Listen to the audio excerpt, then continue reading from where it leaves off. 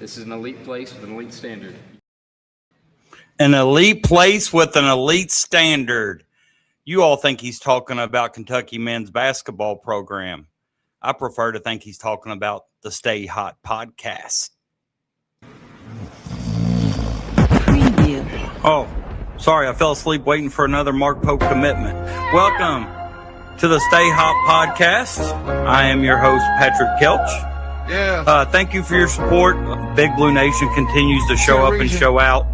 Not to mention small town roads, big dreams, gym floor scars, blue seams. I come from where they keep score. Real coach, real talk, real war. Stay Hot podcast. I am your host, Patrick Kelch.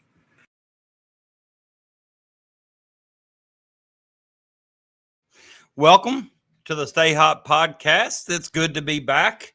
Seems like it's been forever since I've been on here with you guys, probably because it's been almost a week. I just got back from Transylvania University, where I took my high school girls basketball team down for team camp. Had to stay on campus Monday night and Tuesday night. However, I was so tired from sleeping on those college dorm mattresses that it's been a day and a half, and I'm still exhausted. My back still hurts. I miss a lot of things about college life. I miss a lot of things and the memories and people I've met along the way at Morehead State University, but I don't think you could pay me enough to go back to those mattresses. Man, it was rough. But appreciate you guys for being here. Like I said, I missed you guys. Sorry it's been a while, but I do have a life outside of the podcast, although some people don't believe I do. I appreciate when I get messages from you all asking, is there live tonight? Is there live tonight? Is there a show? Is there a show? Because it does make me feel good. But I tried to do a couple shorts from on campus. It was so hard to find time. We literally would get up 8, eat breakfast, play basketball 2 or 3 games before noon, eat lunch, play another 2 or 3 games after lunch, eat dinner, play another couple games after dinner. The next thing you know, you're so exhausted it's bedtime. So been a long week, but just to know that you guys are still here watching the show, coming back, I do appreciate it. Remember to like the show on your way in. If you've not subscribed, please do so. Always looking for new members. I've got a surprise coming for my members here probably. I don't know when it'll be in. It'll either be in the end of this week or early next week, but sometime next week I got a surprise for those of you that are members, and only members will be able to win. But I will get to that when it comes. Also, if you follow me on social media, whether it be Facebook, X, whatever, and you see the post where the show was made, please give it a share. That's just something free you can do to help the podcast grow, reach a lot of different people, maybe reach a lot of new subscribers in the meantime. However, I'm sure a lot of you guys that follow me, I don't follow every one of your subscribers or followers on Twitter or Facebook or whatever. So I'm sure there's some new people out there that we could reach. Always trying to reach new people. Anybody in the Big Blue Nation that can come in and contribute to the show, to the chat, we want to welcome. And, I've missed talking about Kentucky basketball with you guys. I really have. If you are in the chat, I'll check it here in a minute. I can't see it just yet, but I do want to say a few things first. Congratulations to Karl Anthony Towns. I don't think I've done a show since he's become a NBA national champion. I thought it was really nice video clip of De'Aaron Fox kind of going over to his locker room after the game and kind of giving him a hug and congratulating him. Still got my Pepsi. But shout out to Karl Anthony Towns. Also, shout out to Mikael McLean. He was on KSR today, but I noticed on X that he has been announced as the new coach of the Bahamas national team. So congratulations to him. And I also know there's another guy on his staff that's like a grad assistant for Kentucky, going to be the video coordinator for the Bahamian national team. So shout out to Mikael McLean, which always thought, just like when Calipari coached in the Olympics or a national team. And, I know Patino's coached and now Mikkel McLean. And, I always just feel like that's a pretty good recruiting tool for Kentucky when those coaches get a chance to work with some of those guys, get to see those guys firsthand. And nowadays, the way that colleges are kind of recruiting from the international waters, I just think that could be a big plus for Kentucky men's basketball.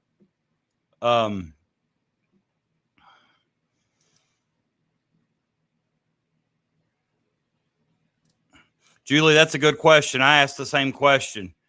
Costs almost $60,000 a year there. Good question. While we're sleeping on piss poor mattresses, I'd like to know the same with all the money that place is bringing in. I just know how much money my basketball program wrote a check for us to attend team camp there. But it's a very well organized team camp. It's a very well run. Coach Hannah Klein does a great job. And with us, we get a chance to play a lot of teams that we don't see in the season. I think 5 of the 6 teams that our varsity team played were out of state. Played a team from Bloomington, Columbus. I think the only in-state team we played was Hart County, which, as you know, is Western Kentucky. So we got to see a lot of good competition. And, for that, I'm grateful for. So it was a good week. The difference is it's just that I'm older now and, my back and neck and legs, especially after walking around campus all day. Just the great thing was the very first night there, so exhausted and so tired that I fell asleep right away. So I didn't really realize how bad the mattresses were. But the second day, yeah, it was tough. But, with that being said, I like to give my girls that opportunity. I like to give my team the ability to play against other schools and, a lot of great players there. And also Coach Klein in years past has done a good job recruiting from that camp. I know there's several girls that I coached against in high school that are now on Transy's team, and a couple of them were recognized at that camp. So, it's just always a good opportunity for your players. And, I'm glad we got that experience. And now I'm, kind of glad it's over and be back. We finish up summer ball tomorrow.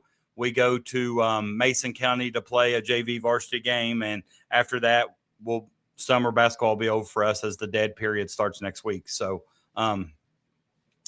but, a lot of things Kentucky going on this week. I hated to be gone this week because I knew that the first night I was gone, that the first official practice was going to take place.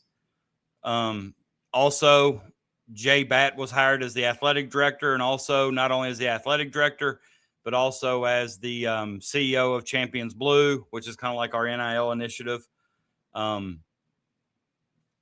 didn't really know what to think about Jay Batt.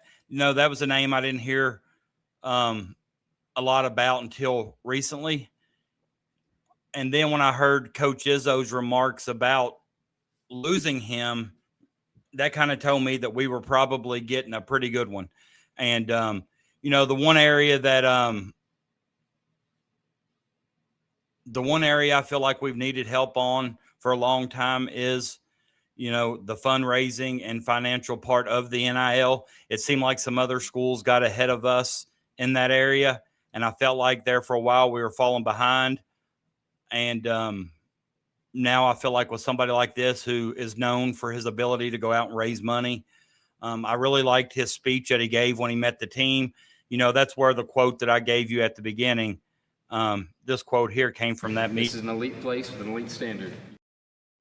And I really like that quote, elite place with an elite standard. And he goes on to say that, he's going to do everything he can in his power, as well as working with the coaches to get them everything that they deserve. And I think the players are going to like Jay Batt. Jay Batt is a great name. I remember when you sent me, I think it was you that sent me the picture of his official hiring. I asked you what his first name was, and you're like, Jay. I'm like, no, what's the J stand for? It's like Jay. It's like, oh, okay. But yeah, welcome Jay Batt on campus, coming in. And I think it's about time. And I think Mark Pope's taken that step this last 2 or 3 months that Kentucky is starting to become one of those hot destinations again. It's like Kentucky's cool again. That's the one thing you heard about when Calipari was here. Kentucky was cool and the gold standard. But we're getting back to what I would consider to be that elite standard. And that's where players want to play. And I think we've seen with his commitment of Ryan Hampton, which we'll talk about some more. We've talked about, where he is with Beckham Black, Marcus Spears, CJ Rosser, and those guys in the 27 class. His position with those guys is kind of told us that him with the closer, Mo Williams, they've really made a lot of headway in the recruiting game. So welcome to Jay Batt to Kentucky University. I really think that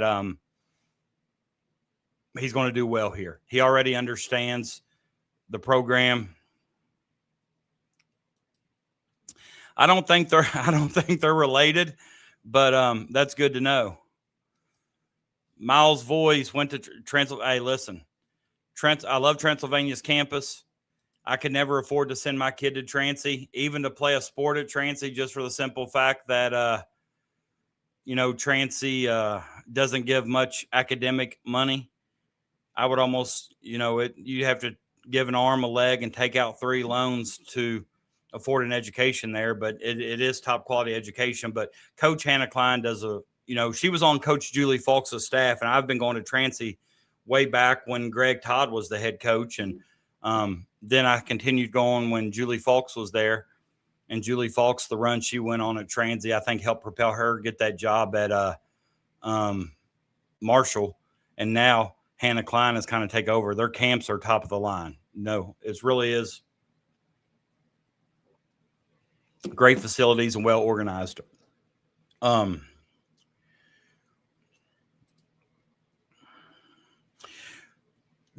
If you listen to Mikael McLean today on KSR, Tyler Thompson and Jack Pilgrim did a great job hosting today. And Tyler Thompson, I think she's very underrated for what she contributes and brings to Kentucky basketball or Kentucky sports in general. And, one of the things that Mikael McLean talked about on the show was, and I think it's been evident if you've looked at the pictures, and, we've looked at the pictures last show. So that would have been last Friday. And the only thing we'd really seen last Friday was Combine Day. But if you look at those pictures now, you can kind of see what McLean's talking about. And he said that the one thing that has stuck out with him just the first few days of practice is the team's chemistry. He says they generally love being around one another. It's been less than 2 weeks on campus, and that chemistry is already developing, and these guys, enjoy being around each other. And I think that's where the success of the team's going to start, is with the chemistry. And I think that's what we saw in year one that I don't think was necessarily obvious that we saw in year two. But, a couple things, after the very first practice, there were several UK writers or whatever that came out and said a couple of things that stuck out. Obviously, the length and, the height of the team. They're a very long, very tall team. And then they also talked about how Justin McBride, who we've talked about and everybody has kind of got on board with being one of the most underrated players on this team, they said that he pretty well has ran circles around some of the other players, one of the hardest workers on the team, and has shown some leadership, which you wouldn't really expect anything different. He's a veteran. He's been in the college game a while. So the leadership thing isn't really a big deal. Zoom Diallo is also one who's been a very good leader, just very vocal. But they also said that Usman Njai, which if you followed this week, the team, I think it was maybe Trent Noah or Reese Potter that has mentioned that the team's kind of given him a nickname. They're calling him Uzi, Usman Njai. and they saying that he's been elite. He's an elite athlete. His game's been elite, and that he's done a great job adjusting to the quote American game so fast. So that was good to hear, because that was one of the questions or concerns that I'd had. Like, how quick would he adjust? Would there be growing pains? I know that his game's elite as far as his shot making ability, shot creating ability. And if you've watched any at all of his highlights that we showed, you know, he's an explosive athlete. So that wasn't anything that I saw that I felt like was, you know, any earth-shattering news about his athleticism, but it was good to hear that he was adjusting really fast to the game. Also, they said Jerome Morton has looked better than they expected, which we had talked about Jerome being a great shooter, you know, shot well off the move. You know, Jerome's one who is going to have to fight for minutes. They've talked about how well Mason Williams has looked. They say he's just, you know, he's built well, built like a pro, only a freshman. I'd say him and Jerome will be fighting for some of those backup 1 minute or backup at the 1 minutes, depending on if, you know, Pope decides to move Wilkins to the 1 if Diallo's out and goes a different direction. I think that'd all be decided on, you know, what Pope wants to do or what his vision is. Also, they, you know, and there's been several clips that have come out, but if you've watched any at all, I don't think we're ever going to get tired of seeing this. I'll make it on the big screen once I get, you know, but this was from the very first workout.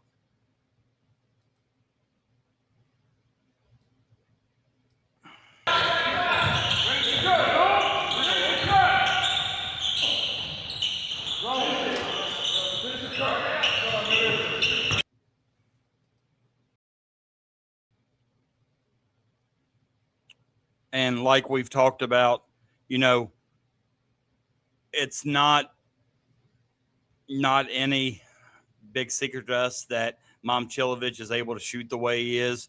Mikel McLean, when asked about him today, his exact quote was, "Don't get me started on him. He's an unbelievable shooter." When Reese Potter was interviewed, Reese Potter said, and I quote, "He doesn't miss." We've heard that about Kentucky players in the past and their summer workouts. I know with Trent Noah last year, several people had said that he didn't miss, and then that didn't necessarily translate to the games. I do feel like, you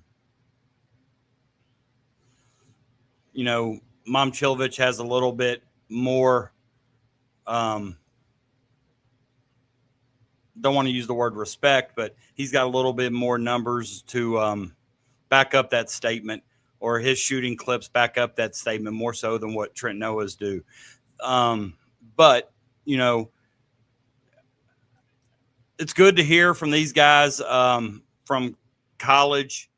When you interview the players, it's nice to hear those guys talk about other guys, because I just like to hear how players see their teammates. So that wasn't any big secret.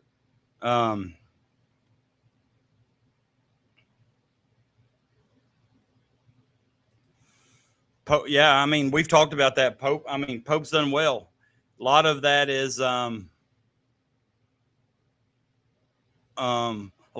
Big Blue Nation jumping off the ship before, you know, just way too early and not really, you know, and me being one of those at times, just not really giving him time to cook, so to speak. And now that he started cooking, we're letting him cook, and he's done a remarkable job. So with that being said, I mean, Pope has shown his ability to recruit these guys, but I think a lot of it, you know, could be said for Mo Williams and his ability to close the deal. And if that's the pair or the duo it takes, shout out Mark Pope for allowing Mo Williams to be a part of that, and let him have his way. Man, looks like the Dream's going to beat the Fever. I was watching the end of that. They're up 6 with 23 seconds to go. Fever was down 12 or so, I think, to start the fourth and cut it back to, or they tied the game up at 93, and then it's kind of been all downhill from there. Welcome, Brandon. Glad you're here.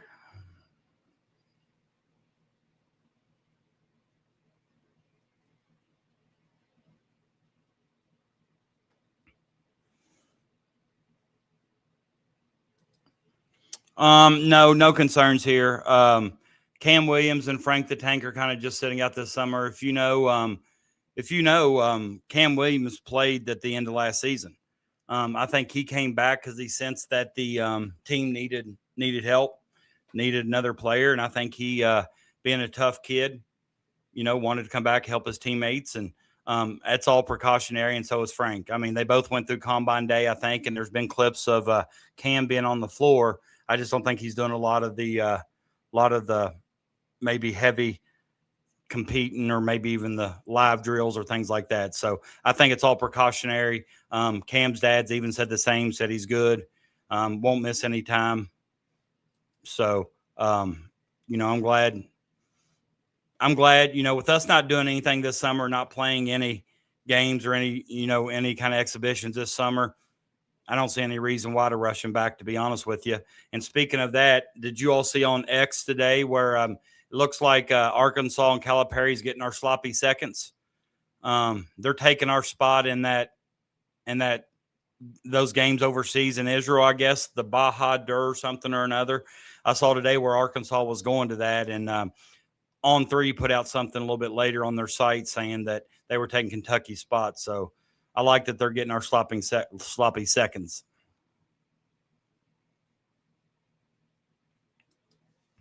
That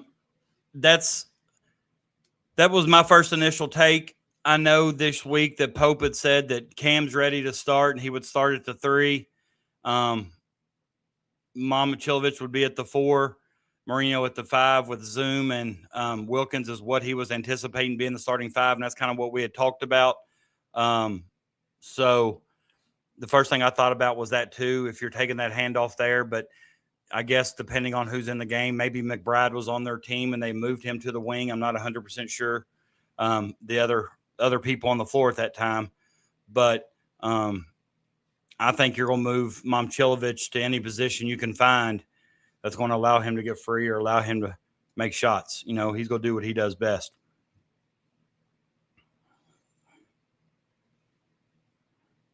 Yeah, that's what I was just talking about. I'm just not going through the comments here. Anybody cares about the Mexico-South Korea game at 0-0 or 0-0 at the half? Trentno 83%. Well, I think he was 85 last year, and it didn't nearly translate. Momcilovic 84.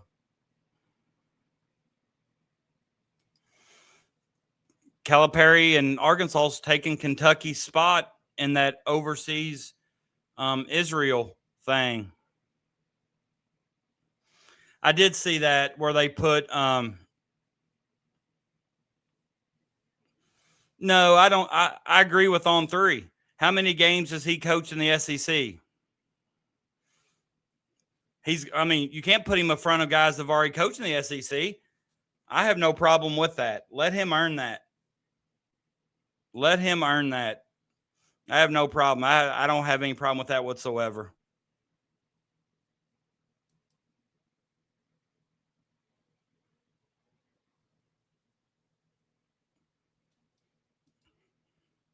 Yeah, we're not going to talk about that. But, also something that happened this week that I really, really always enjoy seeing. And what I liked about this was, our team went and visited the Children's Hospital. And this kind of just says a lot about those kids and about the University of Kentucky, because I'm sure, if those kids are in Children's Hospital, a lot of those kids may not get out of Children's or may not see the light of day again. And, some of those guys are bad off. And just to see them light up with a smile when Kentucky players walk in, it's just something special to watch. And, but the thing that I've kind of taken away from this is, of course, I guess Cam Williams didn't get the memo to wear the polo, which that's okay. I love the style, the polos with the shorts, the polos with the joggers, the polo with about anything. Then you see the slides with socks. I get made fun of when I wear my slides with socks, but I guess I'm not Alex Wilkins or Mason Williams or Jerome Morton, Braden Hawthorne, Trent Noah. You got Zoom Diallo in the back, and you got Zion up front there. But just a couple things that stick out to me. One, Frank the Tank is a large human being. Look at him compared to Mark Pope. He is a large human being. I think he's listed like 7 foot or 7'1", 285. That is a large human being. Okay. Something else, they've kind of said that Zoom Diallo, who I don't know if you all can see my cursor or not, but he's the one kind of in the back behind Noah and Zion between Momcilovic and Moreno there. A lot of people say that Zoom Diallo is 6'6". They list Noah at 6'5". If Trent Noah is 6'5", there's no way that Zoom Diallo is 6'6". Okay. So that's just another example of the programs kind of,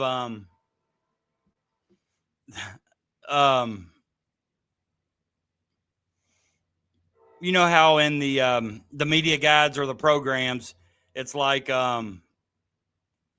you may be 5'11", but they list you at 6'2", or you may be 5'1", but they list you at 5'5", or whatever. And that's kind of, what I thought about here. And, Zoom Diallo probably is a good 6'4", 6'5", or 6'4", 6'3", but 6'6", I think, is a little bit of a stretch.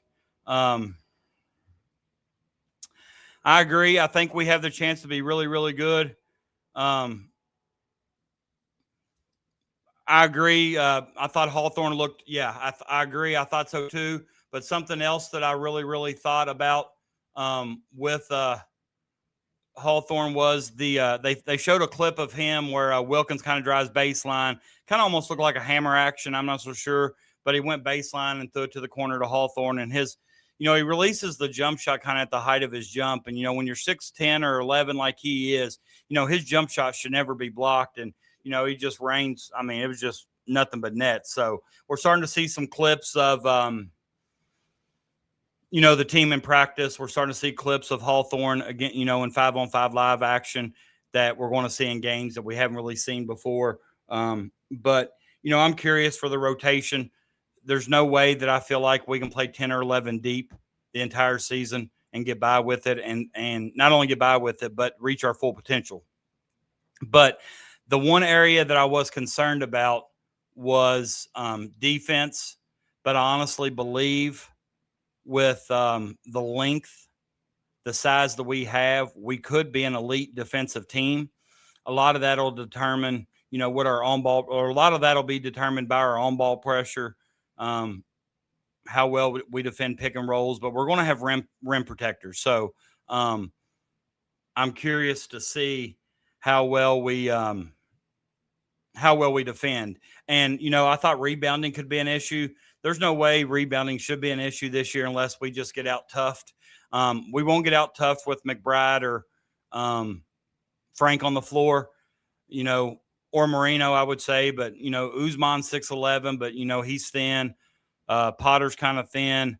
Momcilovic isn't what I would consider to be a great rebounder for his size. He plays a lot out on the perimeter.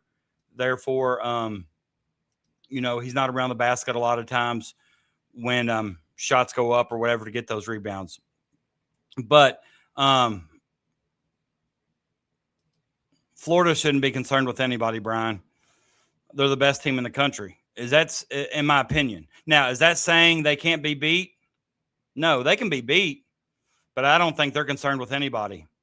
Not just Kentucky. I don't think they're concerned with anybody. I really don't. I definitely like our depth. I definitely like our kind of the roster that what I would consider that Pope has put together this year. A couple of the areas that Pope struggled with last year was, remember, we didn't have a backup point guard when Aberdeen went out, and then, or not Aberdeen, sorry, when Lowe went out, we had to move Aberdeen there, which, you know, he did a good job. And then McBride is in the middle with the blue polo and the blue shorts with the white socks, white shoes. That's McBride. Pretty big dude as far as, you know, Brado. And he's actually lost 20 pounds. He came in at 240 and 220. He's at 220 now, but came in at 240. I think that's your Kentucky bias showing through. I think we got a chance against Florida this year, but I don't think they're concerned. When I say they're concerned, meaning that don't mean they can't lose. That just means their roster's deep, talented, strong enough that they say bring on anybody too. Golden may be arrogant and cocky, but that should be another reason why you think that he wouldn't be concerned with anybody. You know, I think coaches that have a little bit of arrogant and cockiness to them, that got kind of that chip and that edge, sometimes they've got a slight edge over other coaches who doubt themselves, doubt their teams. And, you know, you talk to a lot of people that coach against me and they'd say the same thing about me. But I believe in my team. I believe in my coaching staff. I believe in my abilities. And I think that's the same way, you know, Golden is. Now, Golden probably a little bit more cocky and arrogant in interviews than I am. I'm a little bit more humble, but I'm not a fan of Todd Golden any stretch of the imagination. I'm not as concerned with Arkansas and Tennessee. I really not. I thought Arkansas's team last year was better. I thought our team last year was worse, and we still went down to Fayetteville and won that game. But, you know, who on this team that will play would you disagree with shooting threes? I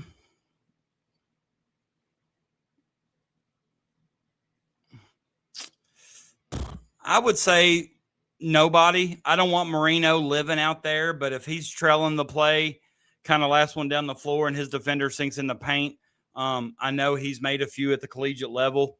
I mean, we know Usman can make him. We know Wilkins. Mason Williams seems to be Morton, Cam. Potter shot 40-some% at Miami of Ohio from three. Hawthorne can shoot. McBride shot 40%. We know Noah's ability. I don't know anything about Zion Hawthorne, but he's not going to play, I wouldn't suspect. We know Momcilovic. I don't want Frank the Tank. How about that? I don't want Frank the Tank shooting threes. I don't want Frank the Tank shooting threes. Welcome, Holly. Glad you're here. Glad you can make it. Appreciate it. I just don't know how much time Potter's going to get. He's not going to pass Usman or McBride at the 4. He's not going to pass Marino or Frank the Tank at the 5. He may get some time based on, you know, score or whatever. I just don't know how much time Potter's going to get. And, you know, with, you know, a couple of things too, you know, I guess, you know, visiting Children's Hospital is one of those, you know, service projects that kind of let you know in the big scheme of things, or in the big game of life, you know, basketball is very minute to what these kids are facing. And, you know, anytime you can go there, talk with them, spend a few minutes with them and put a smile on their face, then I'm a firm believer that, you know, that says a lot about you as a person, and special places for you, because I love that Kentucky does this. Potter playing the 3? No, I don't see that whatsoever. No. I would say the 4 is a stretch. Maybe he can get by at the 4 because he is a good passer and he can stretch the floor a little bit. But I think it all depends on what lineups Pope has to go, and I guess we'll see what Potter can do. I guess we'll just see what Potter can do in practice against Marino and Usman and McBride, Frank. How confident are we on the possible 15th guy being McBride? Will play the 3 and the 4 some, I believe.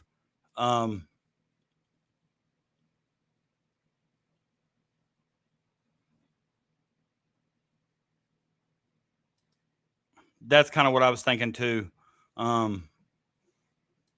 But couple things before we talk about Nikola Kusturica. Ryan Hampton. Did you all see this news today? Did you all see this news on Ryan Hampton? The new rankings came out for the 27 class. And after Ryan Hampton committed to Kentucky, he dropped 6 spots. He dropped from the number 6 player in the class to the number 12 player in the class. So, that seems kind of strange to me. That seems like somebody trolling Kentucky or somebody wanting Kentucky fans to click their information. But I find it hard to believe that you can be number 6 and not really play any games, and the new rankings come out and you drop 6 spots. That seems to happen quite a bit with guys that commit to Kentucky. But as mentioned earlier, Cam and Frank have kind of been shut down this summer for precautionary reasons. We know what Cam's foot was like last year. He did come back and play at the end of the year. He had no setbacks, but they're just trying to give his foot some time to heal. And Frank's leg, they're just trying to kind of be conservative there. I think that if we were playing some games this summer, like if we were the ones going to Israel, I think Cam would play for sure. Frank, I'm not sure about, but I definitely think that neither one of those guys could miss or should miss any time, barring any setbacks or anything. I think that's part of the reason why they're taking it kind of slow, I would say.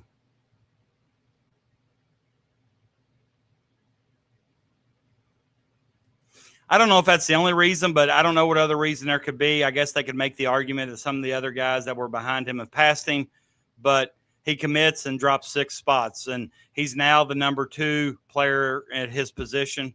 I don't know who passed him. I didn't look into it. I was kind of bothered.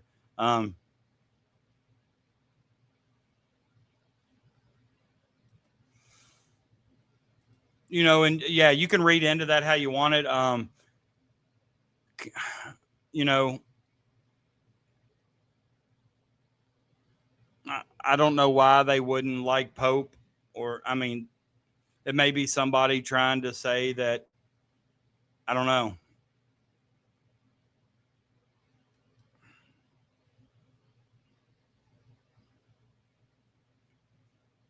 $20 assists a game. I don't think we'll average 20 assists a game. You know, there's going to be a lot of times that 20 assists is a lot. Are there games we're going to get 20 assists? Probably. But I like that we'll have a high percentage rate of assists. I believe that. It's been like that for a long time, Brian. That's nothing new. It shouldn't be anything surprising to us that Duke gets all the love on ESPN. And just like, for example, Dickie V, if you saw his quotes this week, Dickie V, who is no secret either that he loves the ACC, he loves Duke, he loves North Carolina.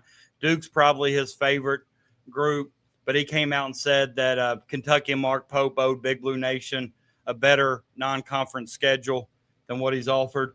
You know, we play several really good non-conference teams. Every school is going to have a few cupcakes built in. But, you know, I disagree with Dickie V on that take there. I mean, that's the one thing that stuck out to me is like, this dude makes Pope look small. It's like absolutely nuts, crazy that any human being is that big. And I don't know. He's just a monster. But I like him protecting the rim for us. I really do. I don't see that happening, but yeah, it wouldn't hurt my feelings one bit.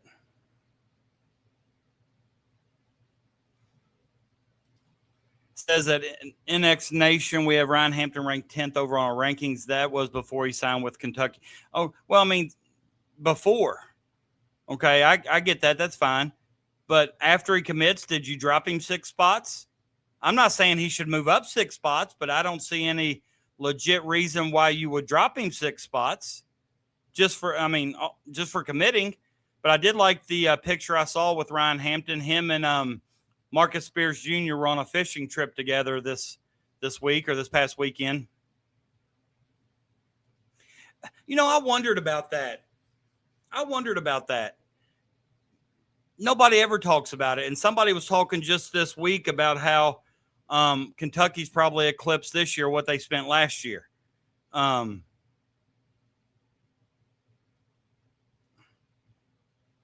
far as a basketball player, are you talking about a basketball player, Boogie Cousins?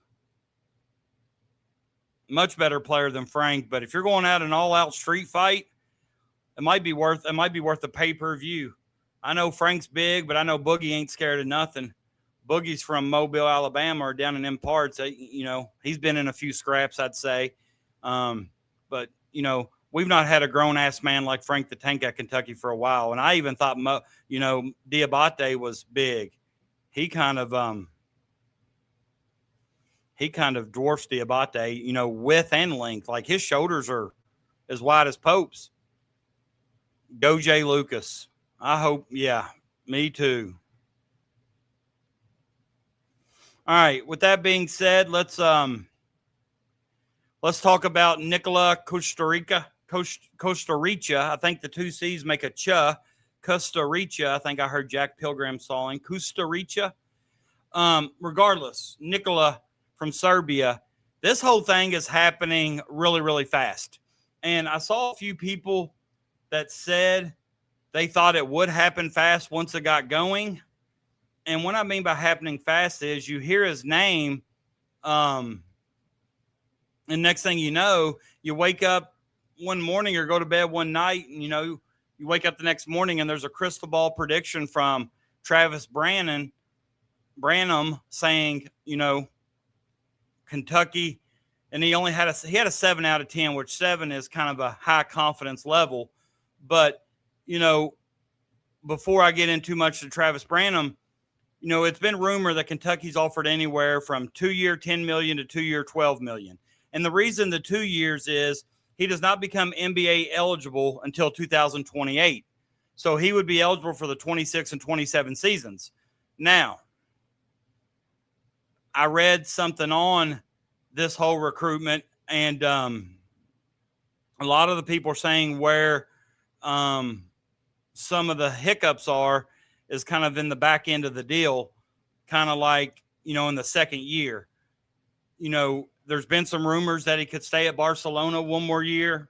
Spire Academy is a guy. The coach at Spire has worked with several number 1 overall draft picks. Then you got Kentucky. Kentucky's pretty much, I think, the only college team.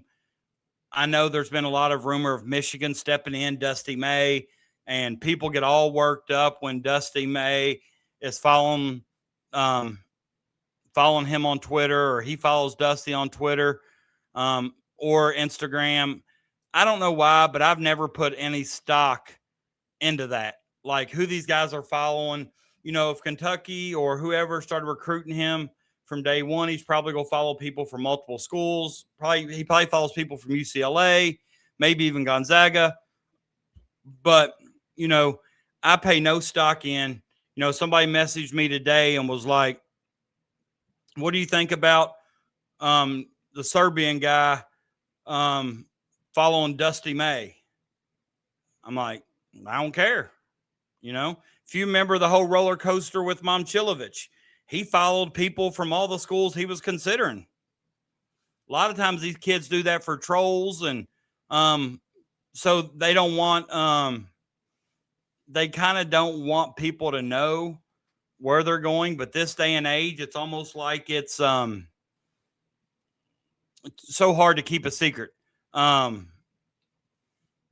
This day and age, so many people are in tune with what these recruits are going, what recruits are going on, where they're going.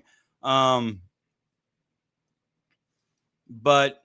with that being said, once Gonzaga signed a guy that they signed this week, it was pretty well said that they were kind of out of the picture, which left Kentucky in place, kind of as the front runner. Now, Jack Pilgrim did say today on KSR, if you like Jack Pilgrim, I think Jack does a really good job.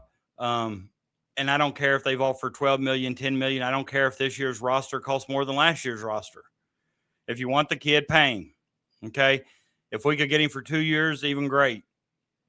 Some people are thinking and speculating now that he might go back to Barcelona for 1 year and then go and play the college game in 27 before going to the NBA draft in the class of 28. It all depends on who you believe, who you trust as your insider, your recruiting analyst, or whatever. Jack Pilgrim said that he believes there's an 85% chance that he goes the college route this year. 85% chance, so that's pretty high, that he attends college with the class of, this year in the 26-27 season. Now, he also said that he would not trade Kentucky's position with him with anyone else. So take that for what it's worth. Now, you ask,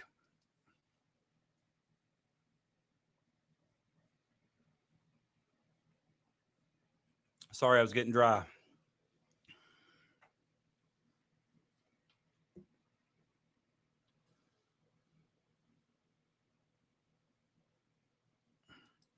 Right. Right. And I won't do that anymore, although I still felt good about it over the weekend. I won't do that anymore. But I really like Jack, because when he says I wouldn't trade Kentucky's position with anyone else at this time, that makes me think that, one, Kentucky does have the highest offer. Barcelona can't pay 2-year, $10 million. And honestly, don't think Spire Academy has those financial resources to do as well. But, people are saying, well, why did Travis Branham give him a crystal ball? And then why did Travis Branham remove his crystal ball? He was right. He was right. But I took a lot of hell for reporting what Crash said because it didn't happen at the timeline we thought. With that being said, though, I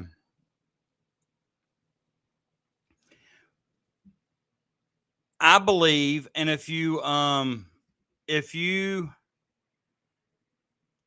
you can believe what you want. But I've read a couple of things about Branham.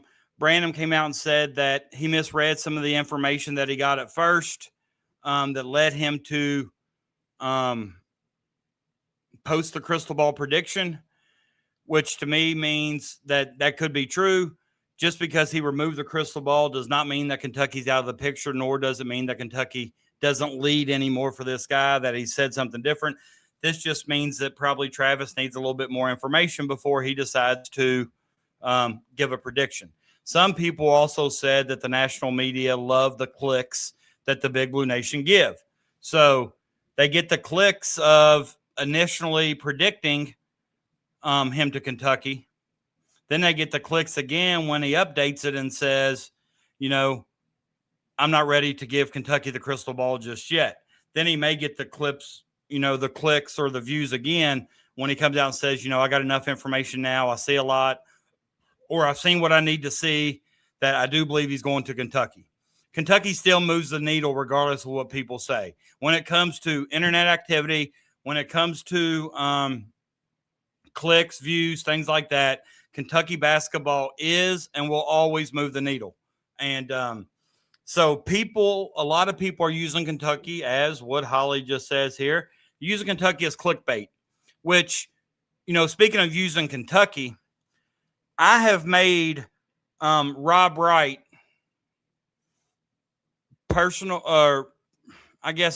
enemy number one. The interview came out with Rob Wright and Colin Chandler at BYU this week, and I don't know if you've seen it. It's on X, all over X. If you've not seen it, go watch it. I honestly thought that Colin Chandler looked a little miserable to be sitting there. He didn't look like the Colin Chandler that was here as far as kind of happy. I truly wonder if Colin really wanted to stay at Kentucky but felt like he had to support his wife, which if that's the case, then so be it. I support your wife, whatever. I get it, whatever. Okay. But Rob Wright, they asked him how much thought really went into him leaving BYU to attend Kentucky. And he basically said that the goal and the move was always to return to BYU. So public enemy number one for me this year will be Rob Wright. So get used to hearing that and his name, because I'm probably going to troll him bad. I'm probably going to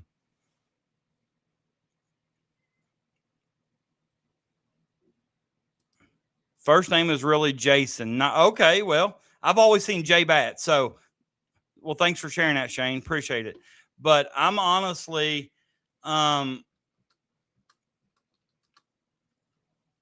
probably going to troll him this year like I've never trolled anybody in my life.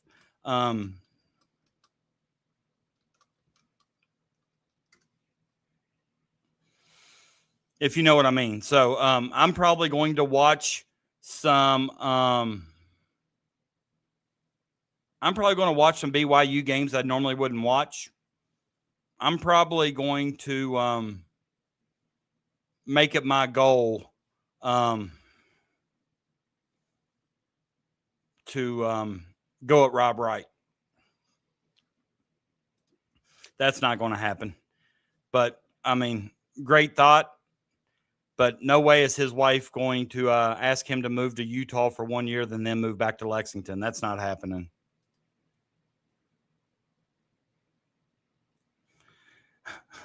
Moving was a mistake or getting married. I'm not touching that with a 10-foot pole, Clyde.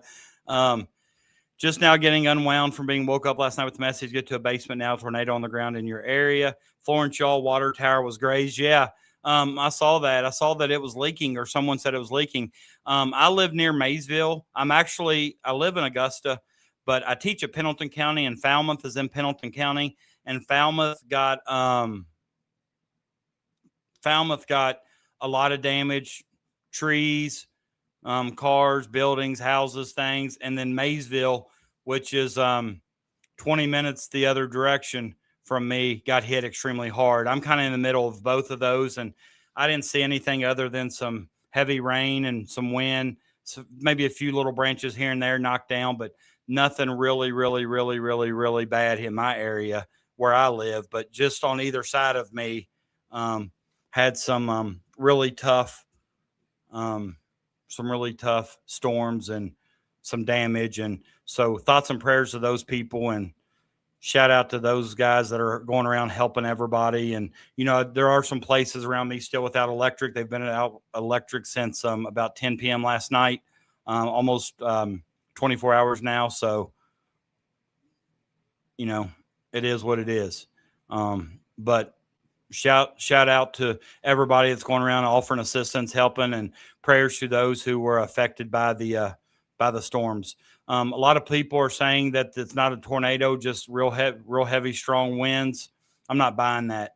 The damage I saw, it had to be something. Some people have even claiming they saw some spinning. So, you know, still we want to pray for those people that were affected by the storms, the damage, and also shout out to those people that are either collecting things, donations or whatever, and also those that are assisting others in tree removal, log removal, whatever.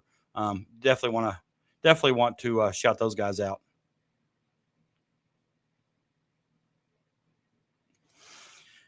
I just wonder what would happen this year, or what the stipulation is this year, Holly, for somebody like Chandler who's married, or like an Andrew Carr who was married. You know, when they, like this team right here, they're all staying at Wildcat Lodge. Okay. When normally they've been allowed, with their NIL money and their financial sources and situations, they've been allowed to stay off campus, apartments, whatever. I wonder how that would work if you're married. Would Mark Pope give a little leeway if you're married with a family? I don't know. I wondered about that.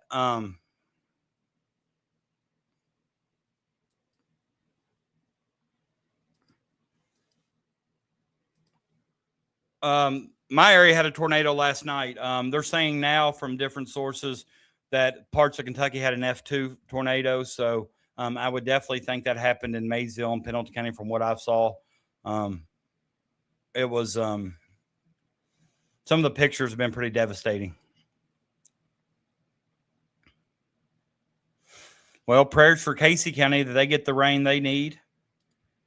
Chandler went to Utah because of his wife, and I told you when it happens, you cannot recruit someone who doesn't want to come here in the first place or is using us. If you remember Freeman, Robert, yeah, definitely. I definitely remember this discussion.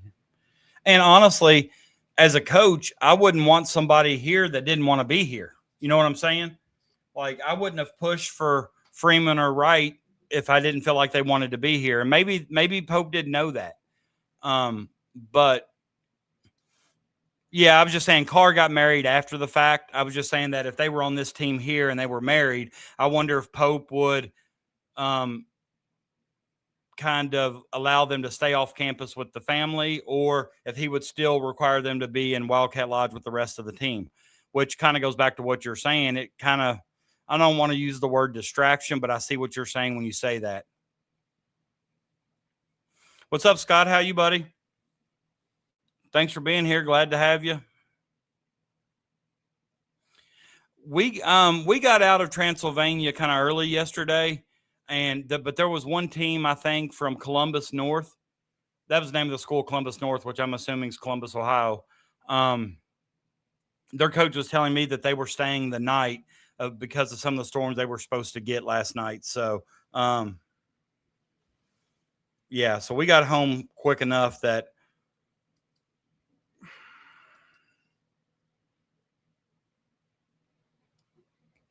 I don't think I realized that at first. You know, I really thought Freeman wanted to just, I don't know. My first initial thing of talking about transfers is I generally seem to think that, you know, the people who are willing to pay the money are the ones that they're probably going to go to. But I've come to find out that, you know, the money isn't everything with all these guys. So I think it helps the chemistry. I think it definitely helps them, you know. But Amy, what's your thoughts on, for example, if Colin Chandler was on this team and he was married, what would you do about that? You couldn't let his wife stay in Wildcat Lodge with him. Would you let Chandler stay off campus? Or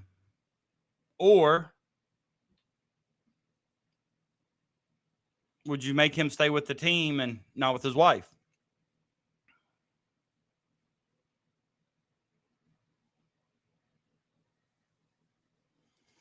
Yeah, that's and that's kind of what I gather too, that some of the older guys will move out after move out of Wildcat Lodge after the summer. But, you know, I do like these guys since, I mean, the majority of these guys are new guys to Kentucky. They need to get to know each other on and off the court. I think the chemistry off the court is just as important as the chemistry on the court. And maybe so. But, you know, Holly, or Amy talking about the chemistry. I truly believe as a coach that if you like your team off the court, you're going to play and give everything you got for them on the court. Sometimes your relationship off the court, if it's not a positive one, sometimes it can't be hidden on the court. Like, you can't fake that you like them on the court. It'll blow up at some point in time, and I've been a coach that has seen that happen. High school level is a little bit different than the college level, mind you, but still, I do like that these guys are all staying together this summer.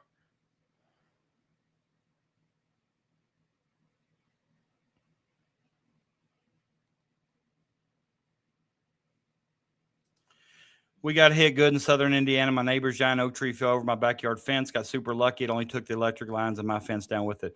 Oh, yeah. Glad you're all right. Glad, you know, hopefully everybody that we talk to is okay, or that all the loyals of this show are okay.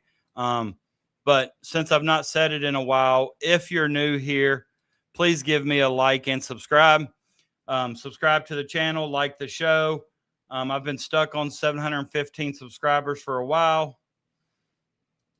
We are up to 716 now. So shout out to the new subscriber tonight. I appreciate you.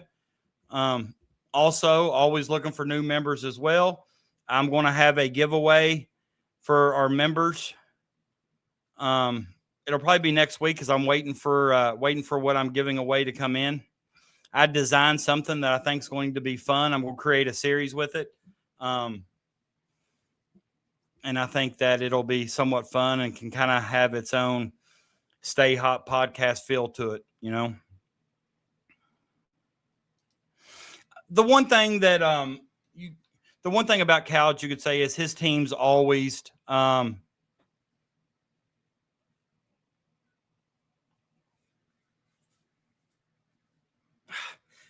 Cal's team's always gelled. They always seem to play well together. So maybe that's something that can be said for them staying together in Wildcat Lodge. Always shout out to the subscription warriors. I think you're gonna like what I made here. Hopefully you get a good laugh. Hope you get as good laugh out of having it as I did making it. But I definitely think the one thing that a lot of people don't talk about that helps teams be successful is chemistry. But like I said, I think you got to have that chemistry off the court as well as on the court.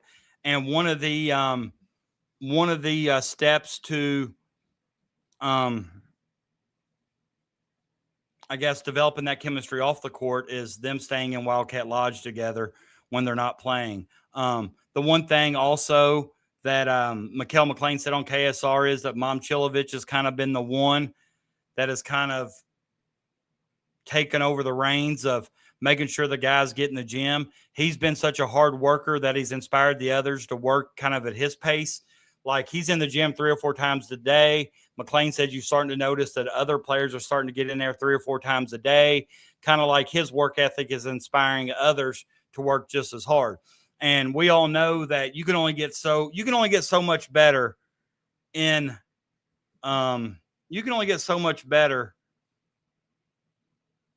practice. You've got to dedicate some time outside of practice when nobody's watching to get better. That's when you can individualize and tailor your workouts to your weaknesses and work on your individual development. A lot of the things you get done in practice are results of, areas that the team needs, whether it be working on the Zoom offense, working on your team defense, whatever. You don't get much chance for a lot of individual development. A lot of that comes with workouts with the coaches outside of practice. So I'm a fan of these guys getting in the gym. If you remember in years past, they always had the breakfast club, but I kind of like Momchilovich coming in and kind of setting that tone with work ethic. And he's not the only one. They say Justin McBride is a flat out workhorse on the floor, off the floor. If you follow him on Instagram, Twitter, wherever, he's posted some late night pictures of him in the Joe Craft Center working. So I can just say on June 18th at 10:33 p.m. of the year 2026, I like our team. I like what Pope's done. I like what he's put together. And I really believe that we have a great foundation to work with. It's going to lead to a very successful season.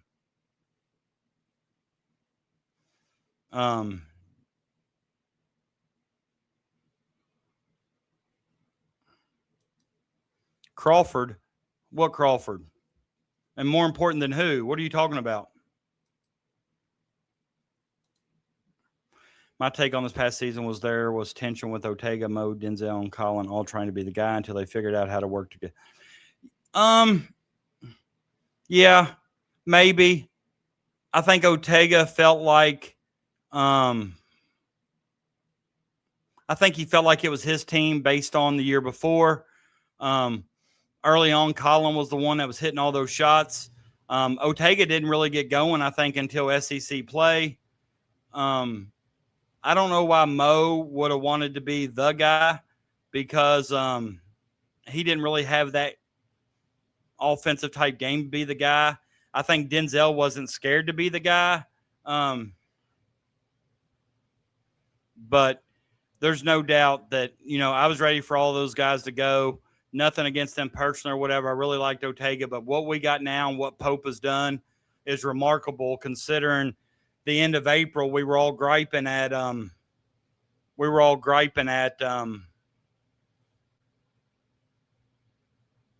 Pope for his inability to sign or his inability to recruit. And, I like Owe. But, when they started talking about that 5th year, I was one that didn't want him to come back.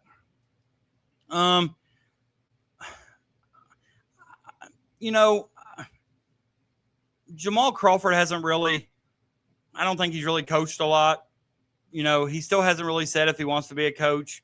If he does coach, it'll be at Kentucky. I don't feel like him in that position is going to be any different than Pope hiring somebody else in that position. I hope we get Jamal Crawford, but I'm not going to sit here and say that it's important that Kentucky hires Jamal Crawford because I'm not 100% sure I believe that to be the true.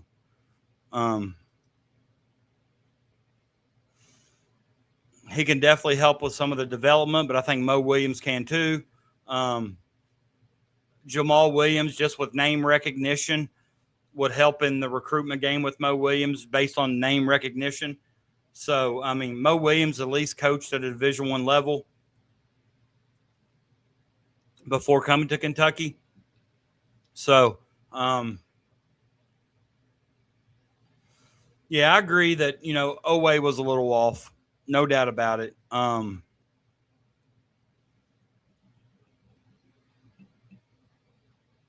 But I think once he got into SEC play, he got a little bit better, and we started seeing some of the same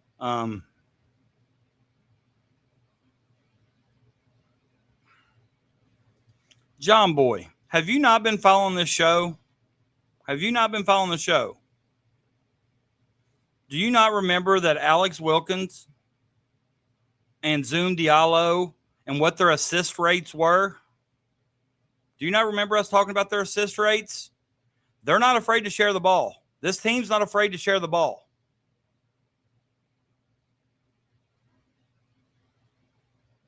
And I will say this.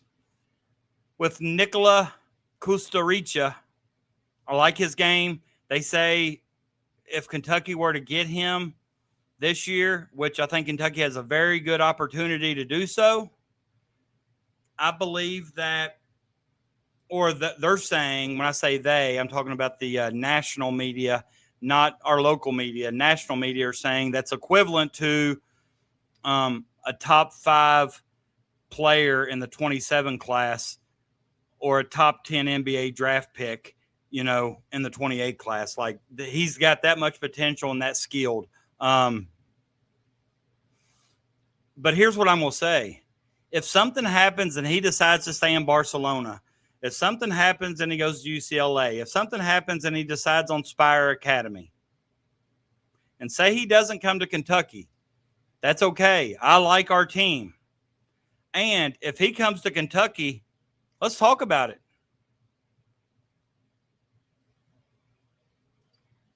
Well, hold on. Let's talk about this. Not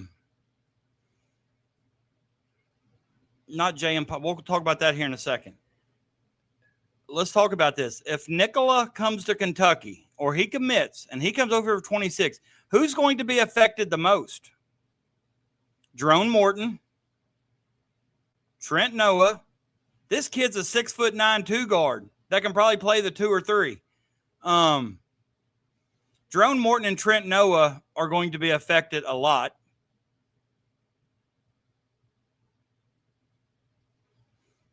You're talking about a guy that's got in the class of 28 NBA draft. Now in the class of 27, he's second behind CJ Rosser, I think. But there's going to be a lot of it may even affect Braden Hawthorne. Some Kentucky writer today said that Hawthorne was like the third 3, like the third string 3. Now, I don't know that to be true.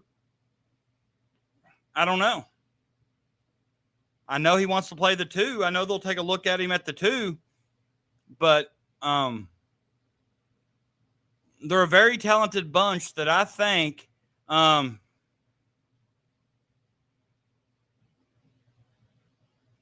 Right, behind Marcus Spears. Okay, I knew one of, yeah, number 2 behind Marcus Spears. C.J. Rossler's 3rd.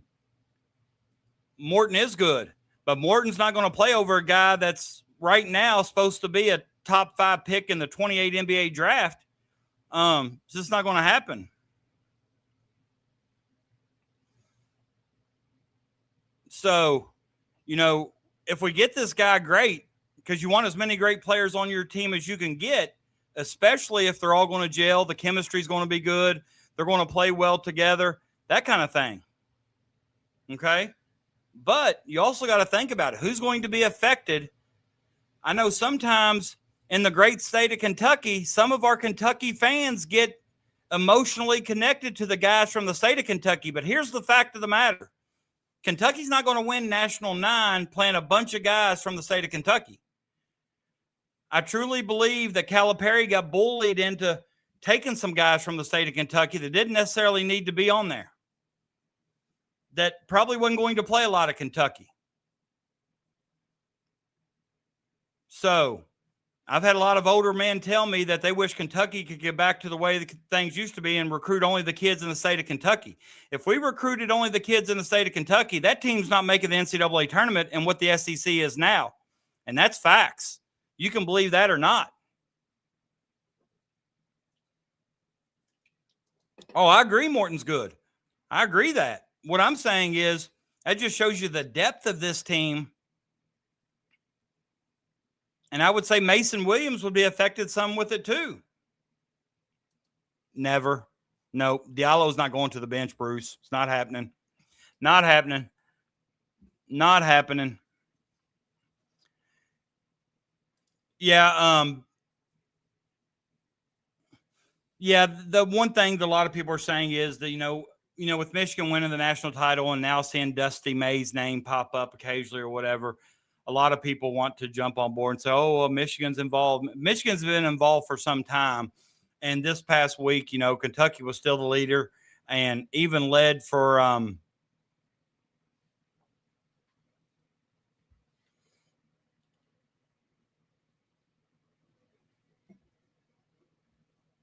like I couldn't think of his name, Travis Branham, led him to predict a crystal ball, then remove it. But, he didn't remove it because Michigan started popping up. I truly believe that he didn't get the intel he thought he had gotten.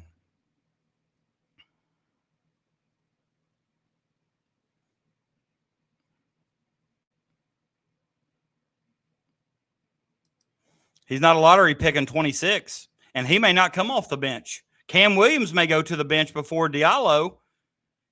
They might move this guy's 6'9". He can play the 2 or 3. And if Williams' foot's not completely healthy, they're not going to rush him back. John Boy, you say we have a team this year that will pass first. Then why did you first comment and say, now we just got to share the ball? But now you believe we have a team that'll pass first. It's kind of like contradictory.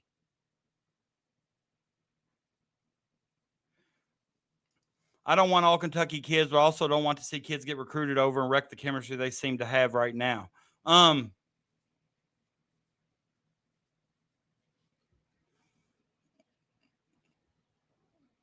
But we don't know if this kid's going to add to the chemistry, Holly. We don't know. And I've never been one that I'm just telling you, there's people out there that lived in the 50s and 60s that seem to think that we need only Kentucky kids on the Kentucky roster. If you think an all Kentucky, and listen, I'm very in tune with the state of Kentucky's boys basketball programs, high school. Take the best 10, 12 guys in Kentucky, high school, right now, and they wouldn't make the NCAA tournament if they played in the SEC.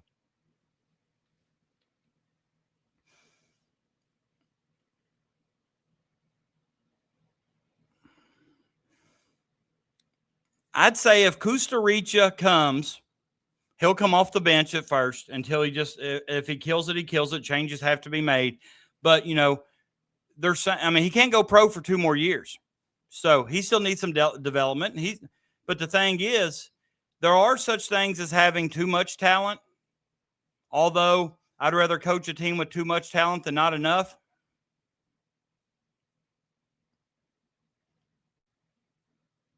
Iron sharpens iron. Definitely agree with that. I just hope that I hope that I hope that whoever truly earns it in practice earns it. And I hope he plays those who earn it. Because I think I've seen times in years past where people come out and said afterwards that they didn't feel like it mattered what any of them did at practice or what they did at practice. They weren't going to play over certain guys. And a lot of that, I believe, is because certain guys get their name in there and, are on all these mock draft boards, i.e. Justin Edwards, and then they don't necessarily have to earn their playing time. For example, I thought, and I was a Cal fan, I'm not going to hide that, but I thought Cal played DJ Wagner too much, especially over Dillingham and Shepard. But sometimes, these kids feel like they're cooking somebody in practice, but it's not increasing their playing time. I think that's when some of the negative locker room talk starts to happen.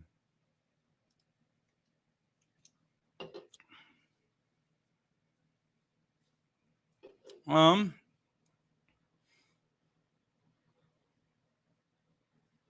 I don't know all the older guys and so forth. I don't know where all those guys were from, but that's a good question. I mean, it'd be hard not to say Reed Shepard because he was drafted third, but his time at Kentucky was only 1 year. So that would be kind of hard.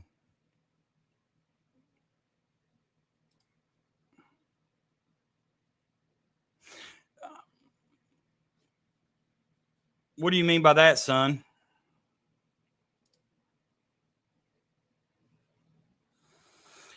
That's what I mean, Holly, right there. I can agree with that statement there. Sometimes when you have too many players, it can be a disadvantage for chemistry because some of these guys that were going to play are now not going to play. Yeah. He's like 6'4", they say, and they say he's just solid like a bulldog. But, okay, Holly, let me ask you this. But you're in Mark Pope's shoes. And you got a chance to sign the guy who's projected number 3 or 4 in the 28 NBA draft. Do you not take him? Do you not take him?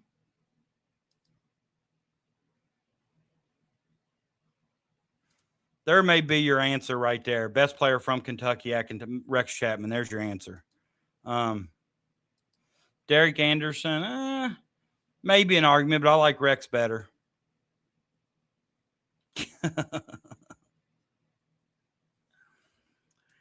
He's nowhere in the conversation, Brian. Sorry. He's not one of the best ever beat. No, he's not in the conversation. So what do you think, Holly? If you're in Mark Pope's shoes, you got to take him, right? Now, if you lose out on him, if you think he's maybe wanting too much money, all right, let him pass because we like the team that we have, and we're not going to go bankrupt on, somebody else. But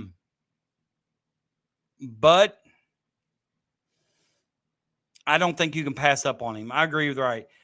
Bruce says it. You got to take him. Holly says it. You can't pass. However, I think the problem they're having right now is the 2-year thing. Yes, Padgett went to St. X, I believe, Brian, but he's nowhere near the player that Rex Chapman was. Now, Padgett was a great player and a great role player on the teams at Kentucky, but King Rex, I mean, you don't get a name like King unless you're truly the king. I agree with both of these two. I can't think of anybody right. Like I said, Reed Shepard was drafted 3rd overall, but, his 1 year at Kentucky wasn't what I would consider one of the best ever. He didn't really get a full chance, I wouldn't think, because, like Holly said, it was egregious for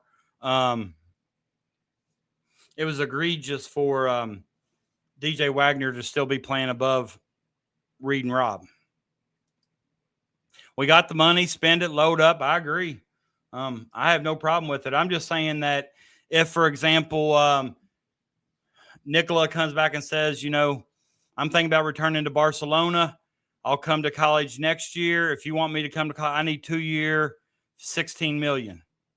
which would be more than even what Momcilovic is making. I believe I would let him walk for that amount. If he goes to UCLA, he won't even make the NCAA tournament, so it's not like it's going to hurt us. We just don't want him going to Florida, Arkansas, Tennessee.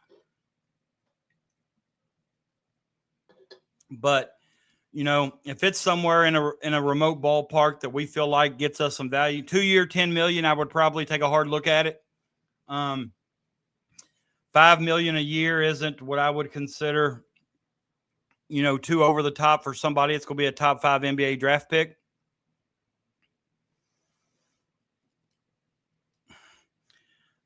I think Pitino recruits differently in order to play the style he plays. Now, we can go back to Pitino's Bombinos from like the early 90s at Kentucky where we're shooting 53s a game. And if we make 20 of them, we got a chance to win. Like I said, you know, I know nothing about Zion Hawthorne, but I don't think he's going to be playing. But other than him and Frank the Tank, anybody else on that team would have the green light for me to shoot a three. 35 threes a game, I think that's fine. Rondo was from Kentucky. That's true. That's true. That would be another good pick. Rondo's college numbers weren't great, but Rondo's a great player. No, Pitino don't play that way like at St. John's like he did at Kentucky. That's why I said if you want Pitino ball. Yeah, that's true, and that's become the nature. And if we get this guy at number 15, I'm an advocate for only going 8 or 9 deep, but if he only goes 8 or 9 deep, we may have a lot. Well, Marino's going to go pro next year. Do we got any seniors that don't have any more eligibility left after this year? I don't know what McBride's eligibility status is. Take him and Pope will figure out. It's kind of where I'm at.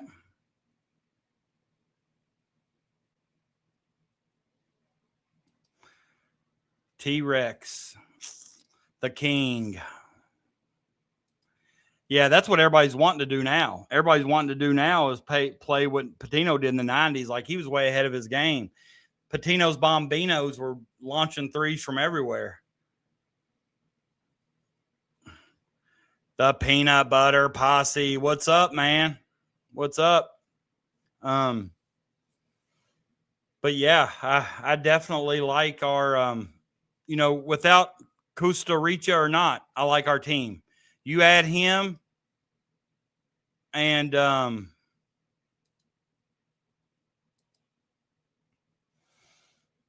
think we become scarier. But when you add somebody of that caliber, there's going to be players who aren't necessarily excited because their time's going to drop. And some of them, I don't know if it matters what you really do. I'm not 100% sure it's going to be enough to get into that rotation. You know, somebody like a Jerome Morton or Trent Noah. You know, if you think about it, Noah at 6'5", 6'6", played some of the 4 last year. Almost every one of our teams, almost every one of our players are at 6'4" or bigger, you know, and he was 6'6", 4, played the 4. I mean, you look at it.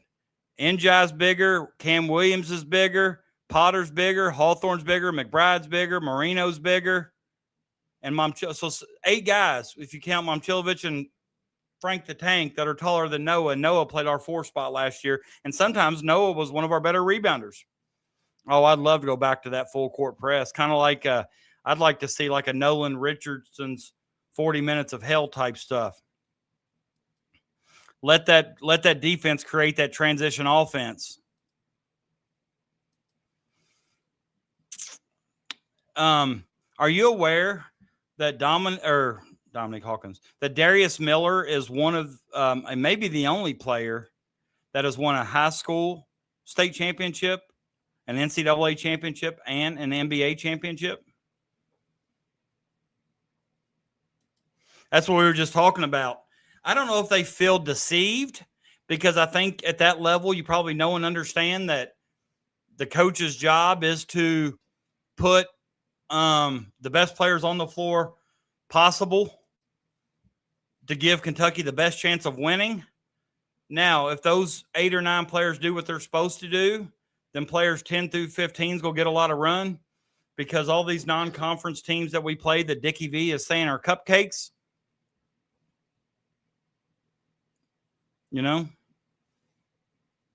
we should blow them out and everybody should get time. Is Big Frank the only senior? See, I wasn't for sure about McBride, but McBride may not be. So, yeah, maybe so. And I know Momcilovic he could be back another year if he chose to. I don't think he will. Marino's going to be a lottery pick next year, so I definitely think this is his last year. Yeah, Jay, I agree with you. Yeah, I agree with you. Almost pressed into submission is a good way to put it. Very good way to put it.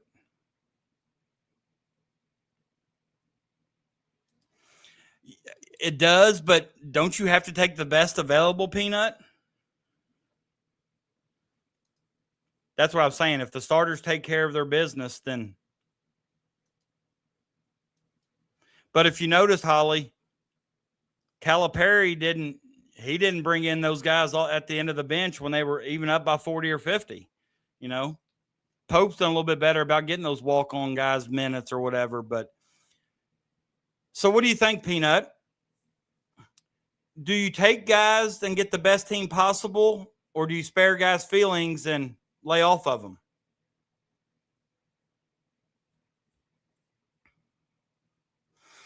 I agree with that, but who's to say that they're going to retain? You don't know these guys are going to stay, so don't you get the best? Don't you try to get the best team available?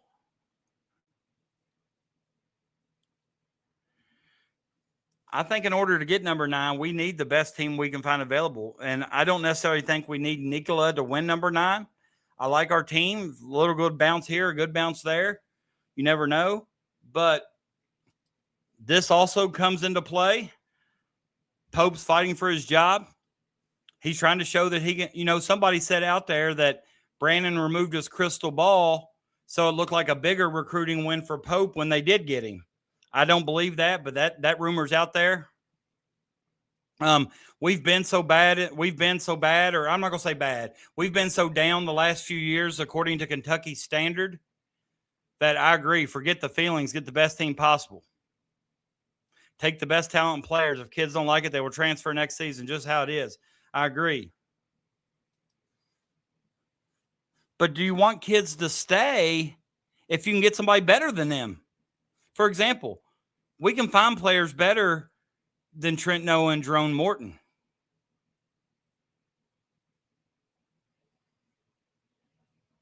That's the thing. That Holly and I, and the chat, Holly mentioned about, if you recruit this kid and he comes in and, jumps ahead of several guys, how does that affect chemistry?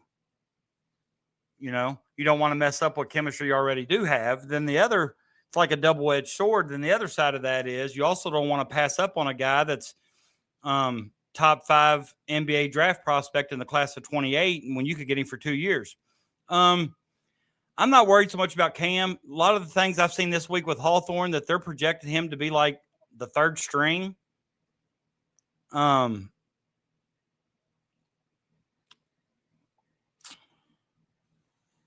don't know. I guess this is one of the tough avenues to navigate in the NIL world.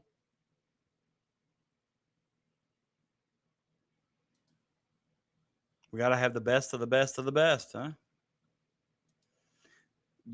We've talked about this so much, Phillips. Just hoping that the guys that actually are busting their butts in practice, earning playing time, get it. I constantly think of DJ Wagner. Reed and Rob were out playing him both in games and stuff, but yet, and I do know some guys like to come off the bench, whatever. Had no problem coming off the bench. They were getting starter minutes. I get it, but he was just trying to spare DJ's feelings. And I think in sparing DJ's feelings, you also could hurt other parts of the team.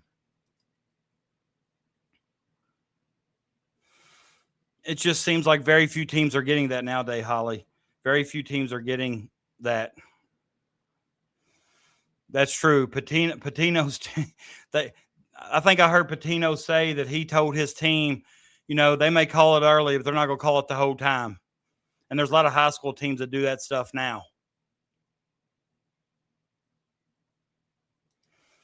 There's no guarantee players will stay anyway. You're basically putting together a semi-pro roster at this point. I agree. I think Hawthorne truly wants to be at Kentucky, which that would be more reason for me to try to want to keep him there. He seems like he's been a Kentucky fan since his youth. But I hope he gets some minutes early to prove that if he wants to be at Kentucky or not, I think he wants to be there. I hope he gets some minutes early to prove that he can contribute to this team. You can never have too much depth, especially like the last couple of years. Remember last couple of years when we've had that I word and we griped and complained that we didn't have no depth, we didn't have backups. That's not going to be an issue this year. And I think you got to be prepared. Like the Boy Scouts say, be prepared. Or like John Wooden said, failing to prepare is preparing to fail. So Mark Pope's coming into this year prepared. Did Patino care about? No, he went and got Mercer and DA, sent Rhodes packing, and the rest is history. Valid point. Valid. Bring on Kansas. I'm with you. I wasn't scared of Kansas without Momcilovic. I ain't scared of him now. Can you see somebody like Stokes trying to come to the rim on Frank? UConn does a really, really, really good job in roster construction and roster management. I give them that. And that's probably a lot to say of why they've been successful the last several years. They do a very good job at that. I agree, Mike. I agree. I totally agree with that.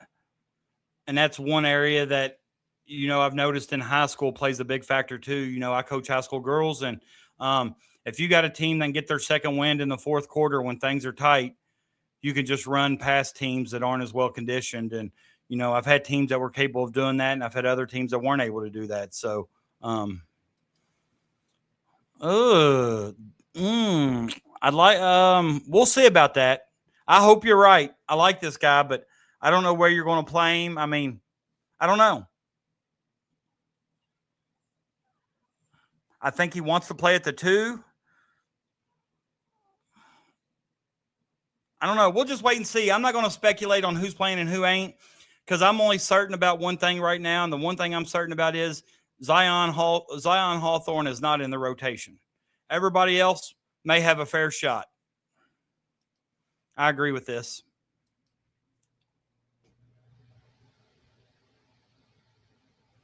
I think Elliott, I agree with that too. The ball handling and things like that's much different now. I know who you're talking about, but I'm not 100% sure that's 100% true. When you say he's going to play no matter what, we'll see. I just want it to all shake out. And I agree with this. But what I was talking about, Elliott, I think with this team here, what looks so intriguing to me about pressing is their quickness, their length, their size. You can put somebody like Marino or Frank in the back, and, even somebody like Cam Williams, Momcilovic, who isn't as quick, Hawthorne, Wilkins, Zoom, those guys, McBride, those guys are an NJ. They're long and quick, athletic. I think, they could get their hands on a lot of passes. Deflection should be at an all-time high. Yeah, Kansas doesn't scare me. They didn't scare me before Momcilovic. They're not going to scare me now. I'm all for that, Hank. Get the beast. And I think one thing about the press, I think, is if you get a really good press, that means they're starting their offense with about 22 seconds on the clock, 23 seconds maybe. And Hurley's a really good coach, Michael. There's no doubt about that. Not saying I like him, but he's a really good coach.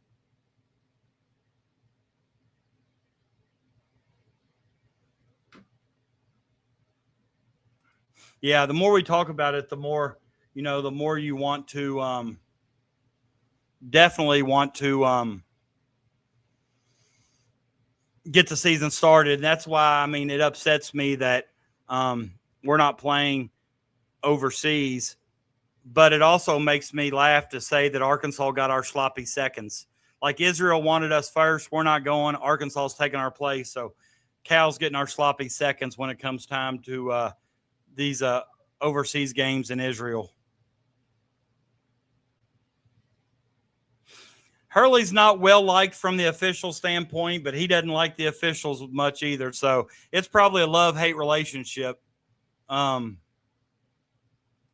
If you're scared, go to church, or if you're scared, jump in my pocket. I don't think that now, I'm not going to say that I don't like predicting games, wins, losses, things like that. I'm not going to say Kentucky 100% is going to beat 100% is going to beat Kansas, although I believe that. But what I am saying that is on paper, our team's better.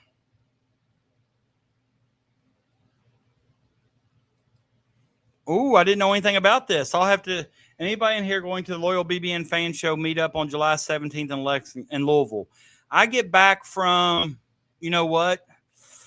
I think I may get back from Vegas to July 16th or 17th. I might try to – if I'm back, I'm going to try to make that. I would love to do that. Absolutely.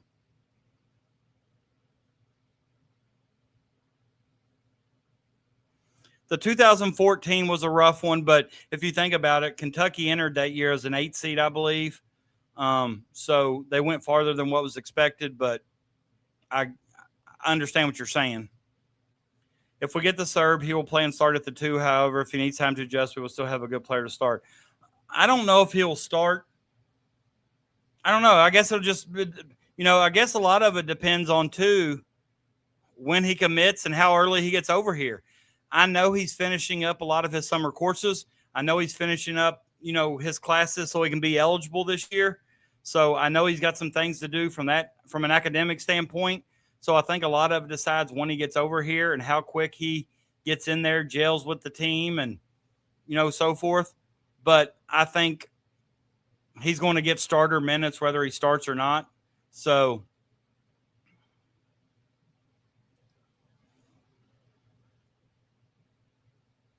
yeah, and that's kind of what I'm saying. Like, I hate when people ask me to speculate on starters, wins and losses, things like that, just because it's just still so early, and I'm just not – I don't like doing that.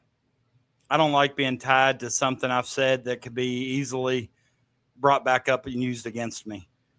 I'll admit I teared up a little when I watched the Children's Hospital video. They seem genuine. Yeah. And, as a head coach, the one thing I try to prioritize is service projects, others before self. At the high school level, coaches have a little bit more say. I can schedule those projects and kids will show up and be there and do that. But for all these guys to show up, and I'm sure Mark Pope kind of emphasizes and prioritizes it as well.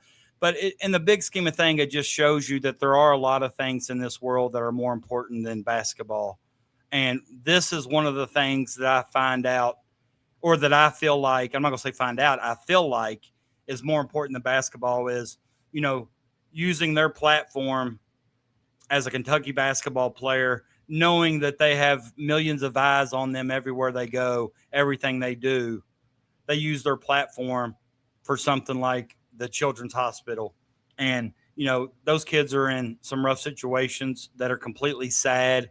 Breaks my heart to see some of those kids, knowing that some of those kids will probably never, ever see the outside of Children's Hospital. Some of them are in some pretty dire situations. It breaks my heart. It makes me sad. But, to see them smile when they see the Kentucky basketball players come in, kudos to the players and kudos for the coaching staff for setting that up, organizing that, and showing up and making those kids, that's something those kids will talk about forever. I've went to Big Blue Madness quite a bit, Brian, but I've always felt like no matter how many times I go, it gets kind of boring. It's the same thing over and over. This year could definitely be something special. I agree with this too. If you're going to pay a kid $5 million a year, you're not paying him to sit the bench. That is true. But you also have him 2 years. So, you got a little bit more time with him.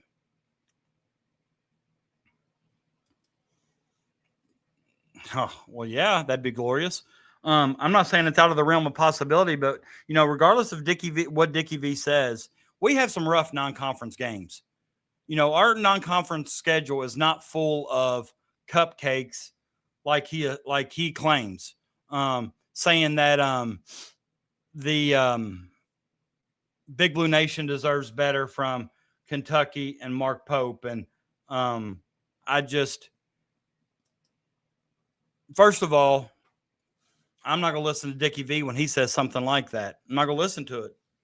I think Dickie V's a national treasure. I like when he calls games. I like his energy, but I hardly will ever listen to Dickie V if he's calling a Duke game. He's biased. He's pro Duke, North Carolina, pro ACC, and I'm just not. So I wasn't very happy with Dickie V.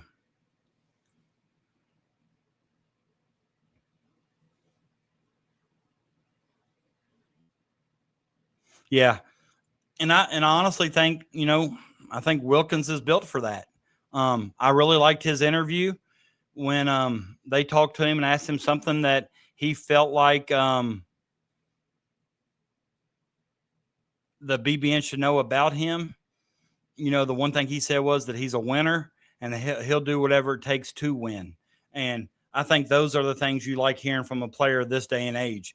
A player with his scoring ability. Like he didn't say, I'll score I'll score. You need to know that I'm a scorer. You need to know that I'm a winner. And winners can do things other than score, get a big rebound, play defense, take a charge, make a good pass, set a teammate up.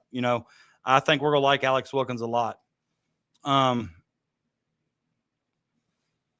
think Dickie V is good for college basketball because I like his energy and I like the pizzazz he puts with calling a game. If it's, between two teams that aren't ACC, if you're watching him call a Duke game, it'll just make you sick to your stomach. I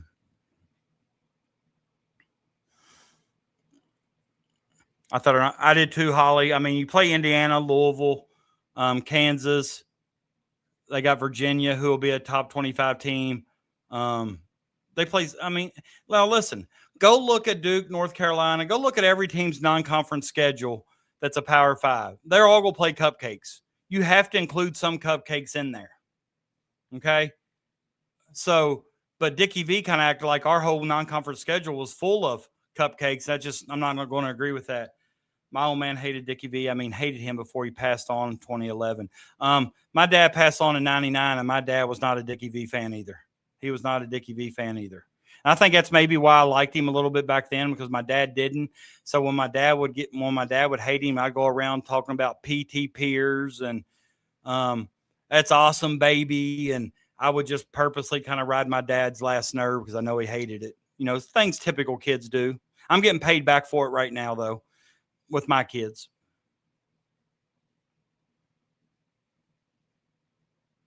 Clyde, who are you trying to tell somebody how to fan?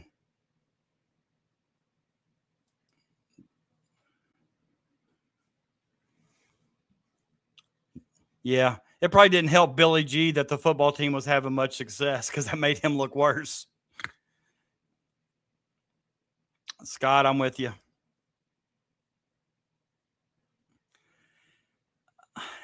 I think you can listen to them as long as you take a lot of stuff, what they say, with a grain of salt, Mike, maybe for entertainment purposes. But I agree a lot with what you're saying. They know how to use Kentucky's passionate fan base to their ability to get clicks and likes. And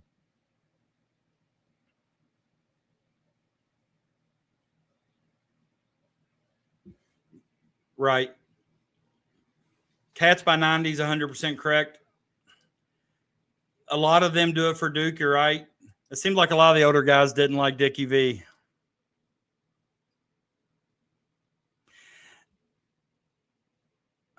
And, you know, Peanut, it's funny you say this because I'm seeing this from a lot more and more people. You know, I graduated in 96, so I was kind of an 80s, early 90s kid. And, but I think, you know, I'm seeing this more and more, that I've seen a lot of older people complain that they get tired of learning the new Kentucky roster every year. Like the roster never stays the same. And I understand that take, because a lot of older people that don't use the internet frequently, that don't follow recruiting or whatever, you know, if my dad was alive today, he would not have a cell phone, nor would he give one shit less about the internet. He wouldn't have done it. He wouldn't have watched it, wouldn't have cared. He wouldn't have believed anything he saw. But he wanted guys on teams for 3 to 4 years. That was the kind of the way he felt. And I think at first, when Calipari first showed up, I was kind of like that. But when Calipari was having the run he was on, you know, for the first 10 years, I kind of thought, well, as long as he's having that success, I could care less if they stay 1 year or 4 years, as long as he's going to bring in other guys. Because at the end of the day, I'm a Kentucky fan. So I could have cared less. But I'm starting to see that take more and more. That makes sense to me. Diaper dandies, absolutely.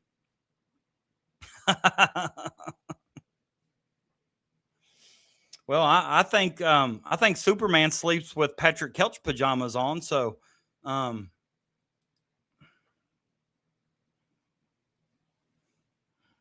no, I don't think so. I mean, I think what you said makes sense. A lot of people like the fact that when you recruited a kid as a freshman, he stayed 3 to 4 years.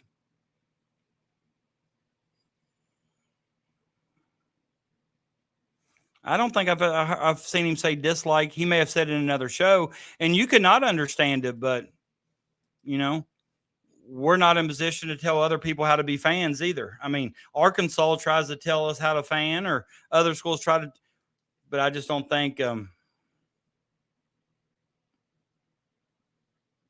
I mean, I kind of understand this, but whether you felt connected to that team, I feel connected to Kentucky, the University of Kentucky, and whoever's on that floor playing, representing that uniform, or wearing that uniform representing Kentucky, I feel something towards. So I see what you're saying, but we're a little bit different in that aspect, but I just don't see nothing wrong with it.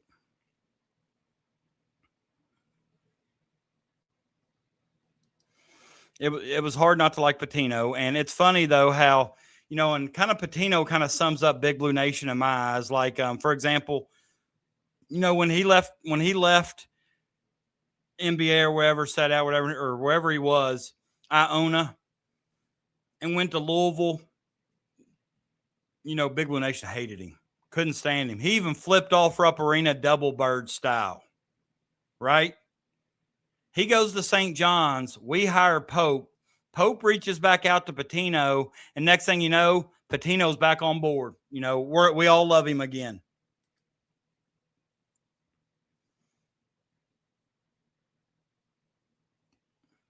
Right. And I think Cal was kind of like, I think Cal made Kentucky seem really cool, just, you know, with him and the players he recruited. He got Wall, Cousins, and Bledsoe, Daniel Orton, those guys, and kind of reminded me of how quick that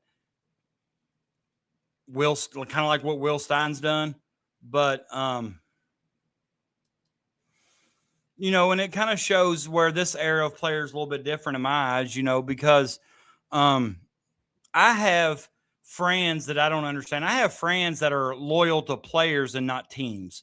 I'm loyal to teams and not players. I've got friends who are LeBron James fans no matter what team he plays for. They didn't like Cleveland. They like LeBron James. They don't like the Lakers. They like LeBron James. I'm a Celtics fan.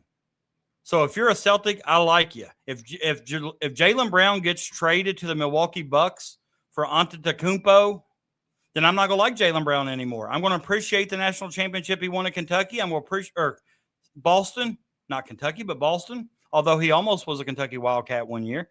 But I like the team. I don't root for the players. I root for the team. And that is a common take from a lot of the older fan base. He loves the ACC, Amy. That he does. I agree with that. But, he also said that first day that it was a 10-year job, and he stayed 15, and his last 5 were pretty rough. But what I was saying was, like Marcus Teague, few of Cal's players have come out basically in strong support of Cal. They're Cal guys. Not saying they've turned their back on Kentucky, but there are a lot of players that don't really connect with Kentucky anymore. They connect with Cal. And I think that's where the generations have changed. Big Blue Nation about threw a fit when Reese Shepard wore an Arkansas shorts and a Kentucky shirt or vice versa. Remember that when they showed him? Kentucky shorts, Arkansas shirt, or Arkansas shorts, Kentucky shirt. There were people disowning Reed Shepard as a Kentuckian. And he's allowed to support his coach. I've got girls that I coached at Bracken County that still reach out to me. And even when I didn't coach there anymore. So I totally get that. I don't think that's as big a deal as what some fans have made it out to be. I'm a strong believer that, but he's also came out in support of Cal too. I didn't say he hated Kentucky, but he has come out in support. John Wall would work for Kentucky right now. DeMarcus Cousins also supports the Cats. And I think Mark Pope has done a lot of great things to bring back a lot of the alumni.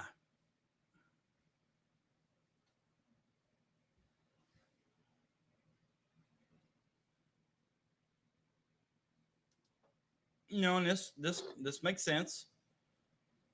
My apathy for Cal is probably somewhat related to my extreme fandom of Pope. Pope was on the first UK team I saw win it all, even though he was my least favorite player on that team.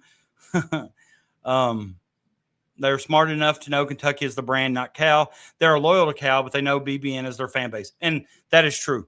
So I have no problem with them supporting their coach. None whatsoever.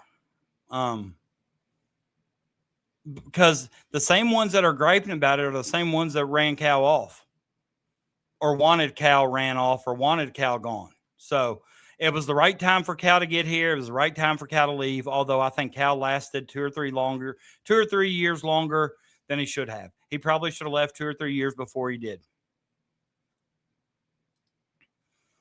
Oh, that'd been sweet. Yeah. Jack Givens popping in 41 against Duke.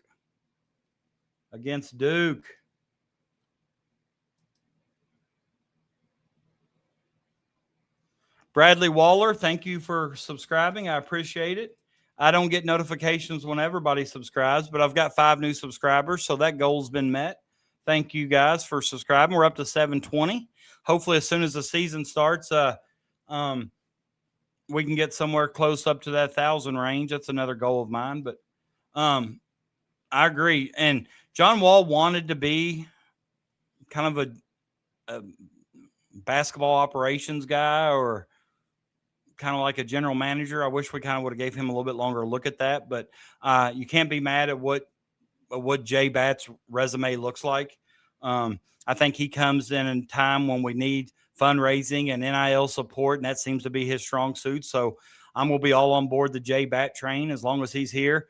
He talked about one of the things in his interview. He talked about Kentucky being a destination job because I asked him how long he saw himself being at Kentucky, and I liked everything he said. He talked about destination, talking about his kids would graduate from a high school in Kentucky. So I'm a big fan. I really like everything he's done.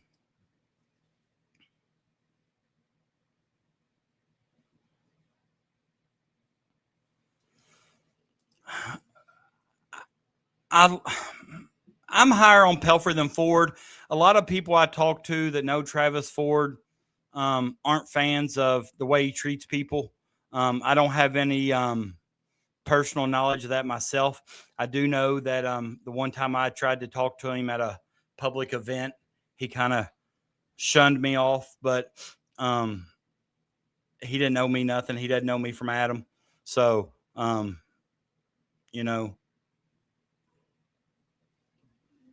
but I've heard a lot of people talk about Travis Ford and use so many not nice words when describing him. So I'd be okay with Travis Ford not coming back to coach Kentucky, but I think Pelfrey would be accepted as maybe an assistant coach or something of that nature. I don't know if Pelfrey head coach or not. I know there's some health situations in his family and maybe his wife. But I think either one of those guys would have been better than Gillespie.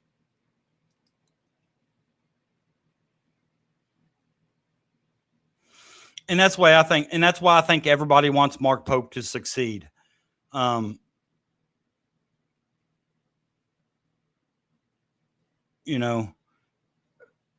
He gets it. Not only is he's also a fan. He's also like a member of the BBN. He's played here. He's won a national championship here. He knows the support he gets from the BBN as a player, now as a coach. He also knows the critical side of that as well, because I don't think it was probably any different in 96 other than you maybe not heard as much because, social media has really made how am I saying this? Has really made our connection to those guys a lot closer, meaning we now have access to them, whereas in 96 you didn't have access to them. So Cal gets way too much credit for players making to the NBA, like Wall, Cousins, Davis, and the rest of them wouldn't have made it if they played for an I see that. I see that to a degree, but the reason I think he gets credit for that is because he coached them in college, just like a lot of coaches get credit for when they're guys. Holly, I can't believe you just said that. Shea Gilgeous-Alexander, 4-star. Tyler Hero, 4-star. Multi-year guys coming to Kentucky. Both ended up being one and done, and both killing it in the NBA.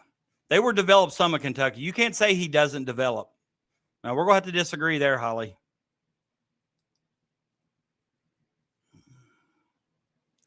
I think we all want Pope to succeed. I really do. I think if you're a member of Kentucky, or if you're a Kentucky fan and a member of Big Blue Nation, then if you don't want Mark Pope to succeed, then check yourself at the door and get on. But there's no way you can look in the mirror and believe that Cal doesn't develop. That to me is an asinine statement. Shea Gilgeous-Alexander wasn't very good when he came to Kentucky, and he started midway through the year. Then look how he just took over games.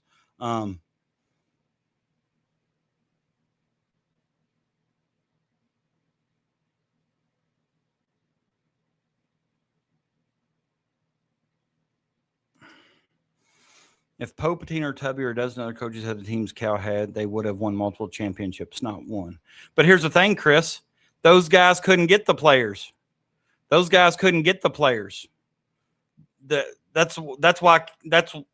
why they didn't win multiple championships. That's why they didn't. There's something to be said about Cal's ability to sell him, the university, whatever. Chris, I agree with you in a way, but I do think there is something to be said about Cal getting players the keys to take that next step as pros. Those 4 stars are good examples. I agree. I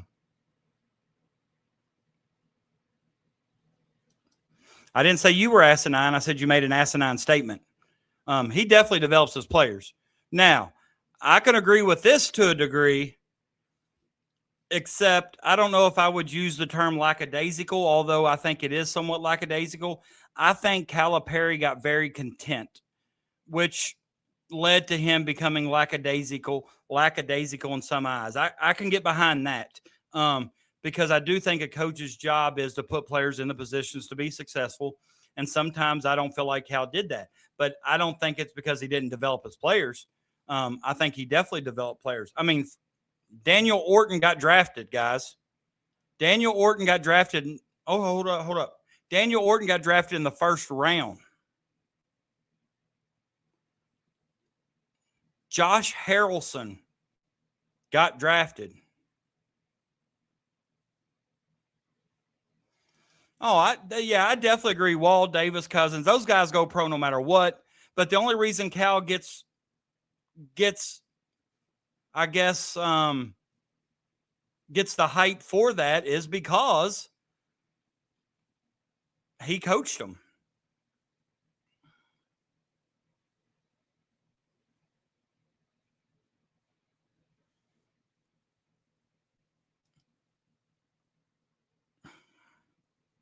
Although back then was a little bit different than now.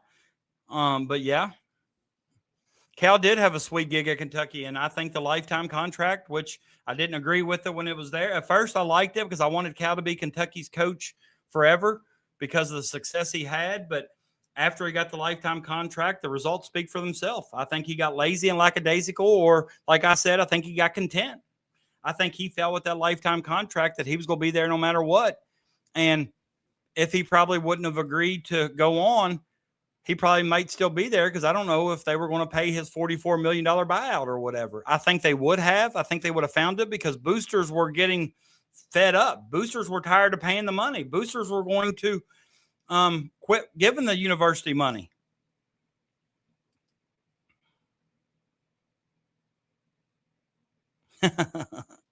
That's funny.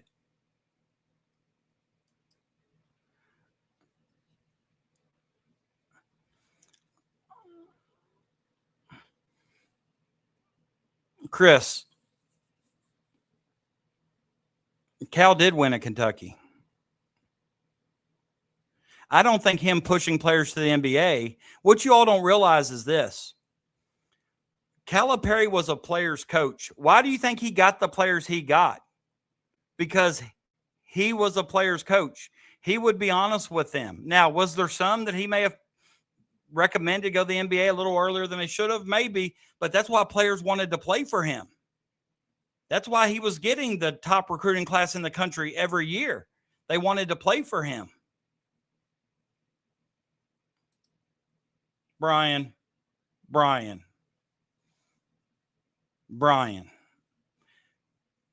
There is no way you're going to try to tell me that a coach in the NCAA level doesn't care about winning championships. All coaches do. Even at the high school level, all coaches care about it. That's an asinine statement as well, Brian.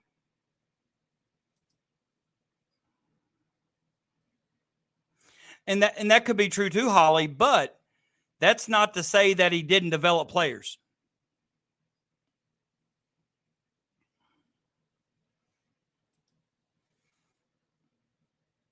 That definitely turned a lot of people off.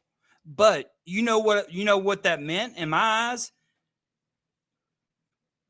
That was a recruiting pitch. You come to me, I will get you drafted. Like I said, he got Daniel Orton drafted in the first round. He got Josh Harrelson drafted. Very few coaches could have got Josh Harrelson drafted, and you can either agree with that or not, but that's the truth.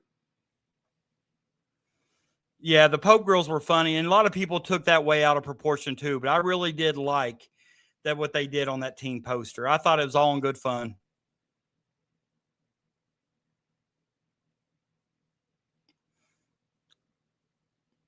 But I don't think you can say that Cal didn't care about winning championships.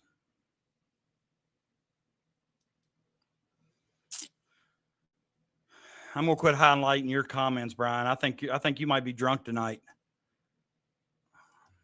I appreciate you, Wild Cow Cats. I appreciate you. Really do. If you've not subscribed to the channel, please do so. Yeah.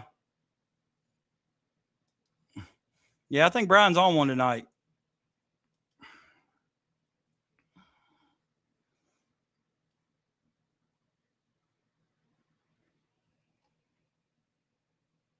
Yeah, I think Cal was a lot better. I think he's a lot better when kind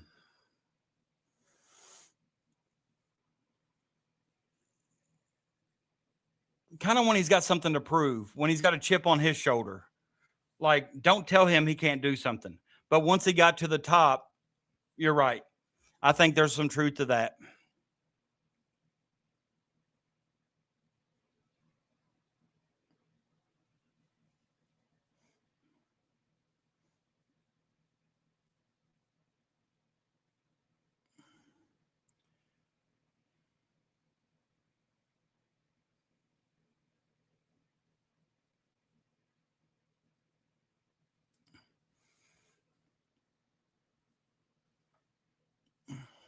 He's always recruited well. He's always recruited well. I don't know exactly how many five stars he got a year, but I can tell you this: he took Massachusetts to a Final Four.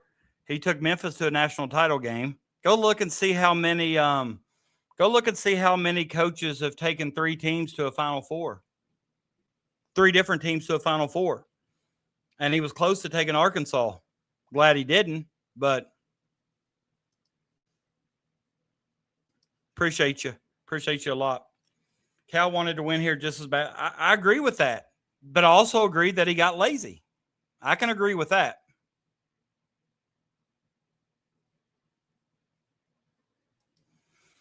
Yeah. And that night, that year COVID hit. A lot of people think we had a chance with Emmanuel Quickly, Nick Richards, and those guys. But man, Tyrese Maxey, those guys never got a chance at the NCAA tournament. Yeah. But Canby also had a lot of help on that team. Donta Bright, Edgar Padilla, Sosa. I think they had another backcourt mate, Sosa.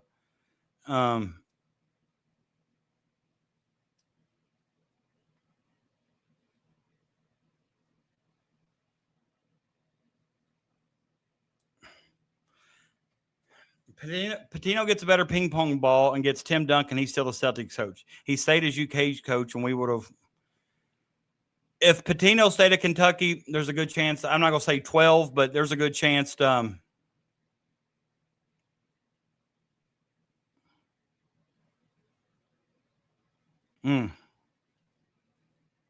a lot. I'm not going to say 12, but I'll give you that. I'll give you that he'd have several.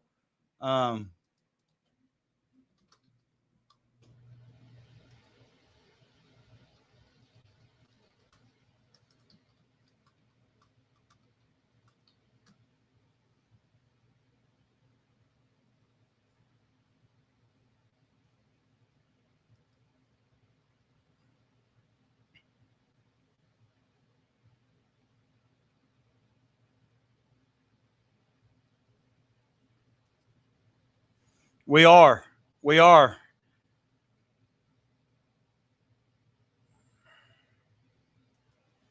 Patino's got 1 championship. Calipari's got 1 championship. I'm not counting Patino's 2013 championship at Louisville. It's been vacated. So they both got 1 championship. So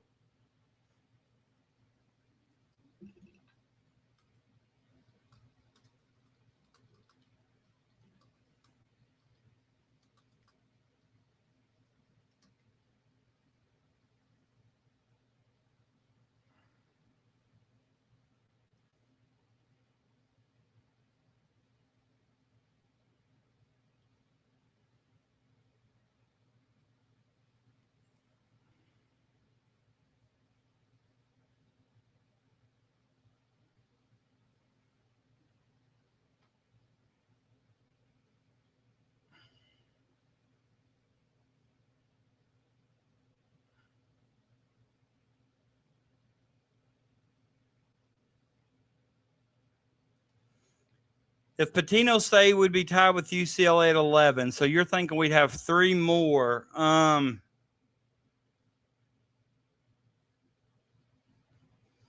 This year's team just went to Children's Hospital, Inspector Gadget. This was a team picture. We were just looking at Zoom Diallo because people are saying he's 6'6", but they list Noah at 6'5", and Noah's taller than him. I don't think Holly hates Cal. I don't think that is it at all.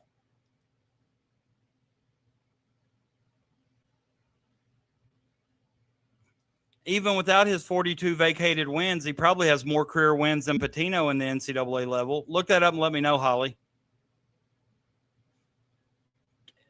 Look up how many wins Calipari has and subtract 42. And I still bet it's more than what Patino has. Did Patino not have a season at Kentucky where they were on probation? Was Patino, who was that coach?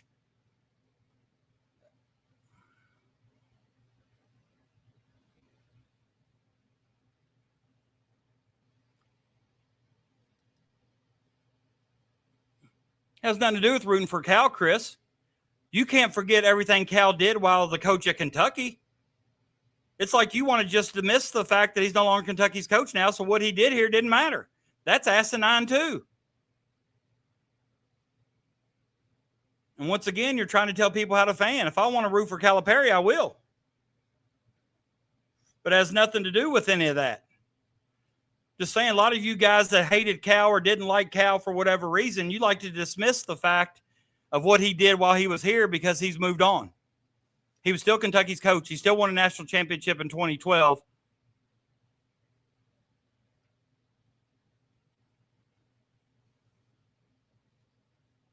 So you want to sit there and say, you know, we're Pope haters or Cal haters, whatever. The same thing can be said. Kentucky was already on probation when he was hired. Okay.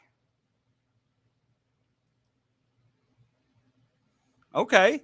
So you still didn't look up how many career wins Calipari has, how many career wins Patino has.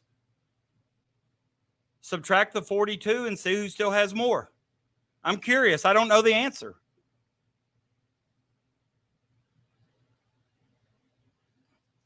As it should be. His name should be up one day. No scandals while at Kentucky. No vacated wins while at Kentucky. Everybody said as soon as Kentucky hired him, they'd have stuff taken away. He never had any trouble at Kentucky. He won a national championship.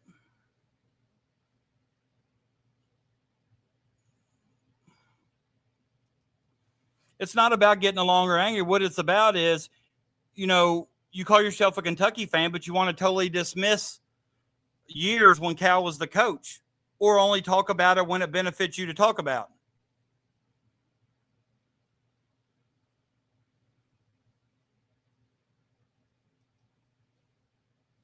That may be the dumbest thing I'd ever seen.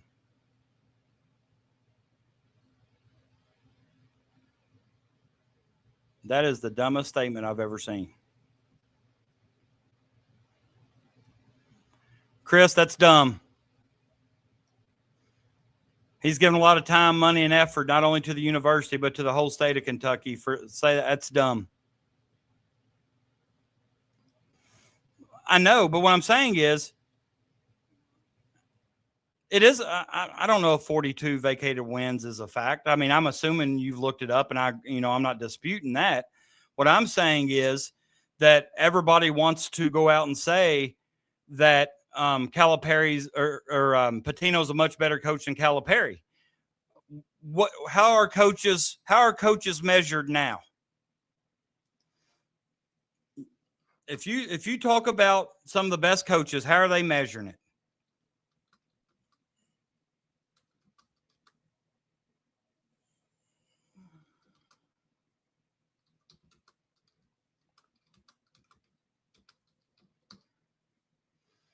All right, I'm looking it up.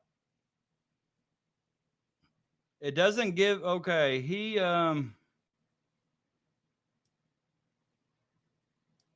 I agree with that. Pope is our coach, yeah, but we're not.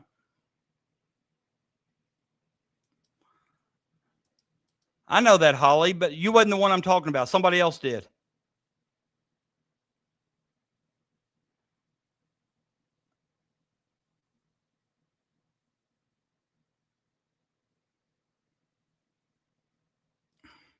Right, but what I'm saying, peanut butter posse, you can't just totally ignore what Cal did.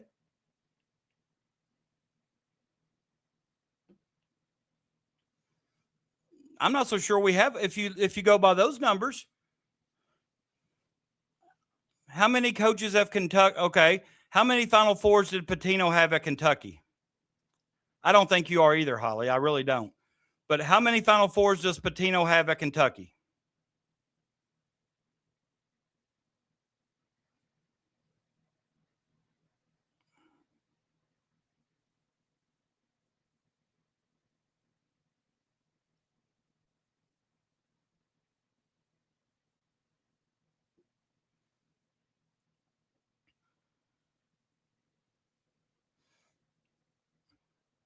Okay, so Pitino has less Final Fours than Calipari at Kentucky. I thought, but if Pitino was here, we'd have all these more championships. Pitino had okay. Calipari did okay, so he was there longer. So I see what you're saying there. Okay, that makes sense. Okay, I can get behind that. 3-8, so that's a little less. I like that. Okay, how many career wins at Kentucky? Pitino had 219 career wins at Kentucky. I didn't know that Calipari coached at Hawaii.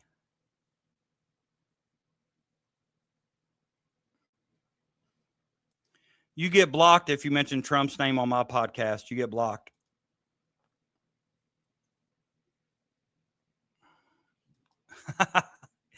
What's his name?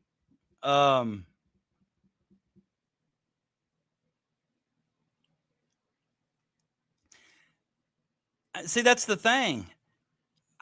I don't even hate Gillespie. I think it's part of Kentucky's history. I don't hate Pope, Gillespie, Cal, Pitino. I don't hate any of those guys. But there are fans out there that totally want to dismiss what Cal did his first 10 years because the last 5 years didn't go well. Oh, we lost to Oakland. Oh, we lost to so-and-so. But you know what? Krzyzewski lost to Lehigh. And I don't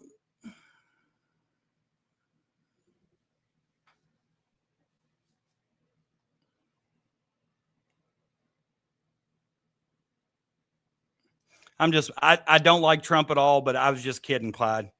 I was just kidding. I won't ever talk politics because you'll see the worst of me, but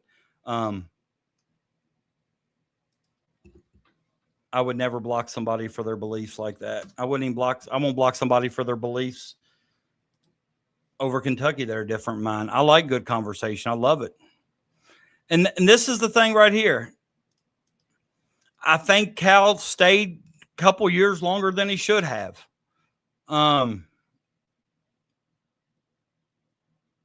It was time for him to move on. It was time for Tubby to move on when he did.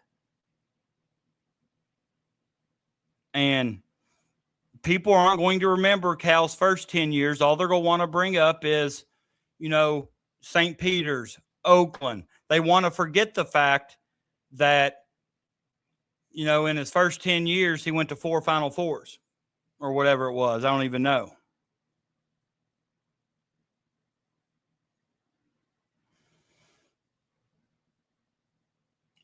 Oh, what is that guy's name? I think he passed away, didn't he, Jake? Had all of those natural ailments or all those natural remedies, and he had that. He had a very distinct voice on KSR. Harvey, that's it, Harvey. Did he pass away? Robert Morris. That was NIT though, wasn't it? Is that Nerlens Noel year?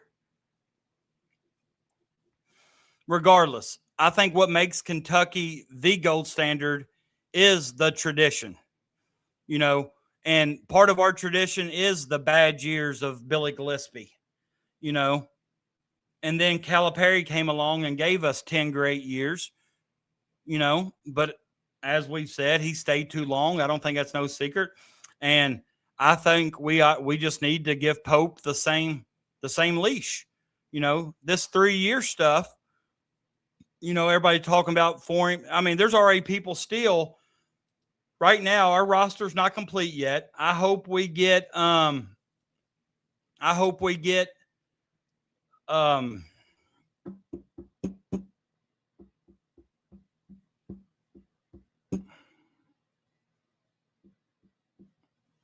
what's it called? Regardless, with 14 players on our roster, when it first came out that Costa Rica or whatever his name, Nicola Costa Rica came out and Travis Branham, Crystal Ball, you still see the negative comments.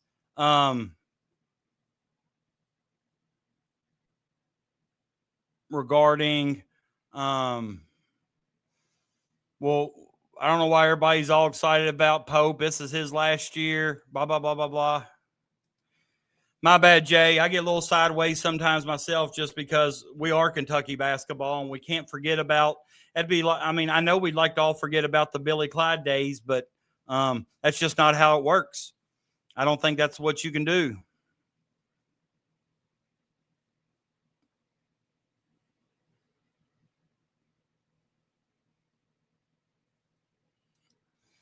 I'm not going to quit being who I am, Hank. I'm not going to quit being who I am, brother. I was this before this show, and I'm not going to change. Who I am as a person is it's me. I'll do this show whether one person shows up or 20. But I appreciate your concern.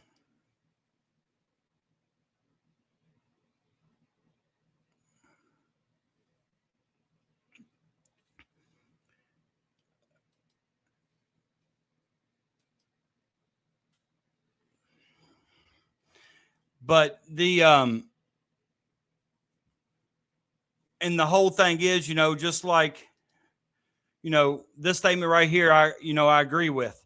I'm never going to root for anyone over the state of Kentucky, over the University of Kentucky.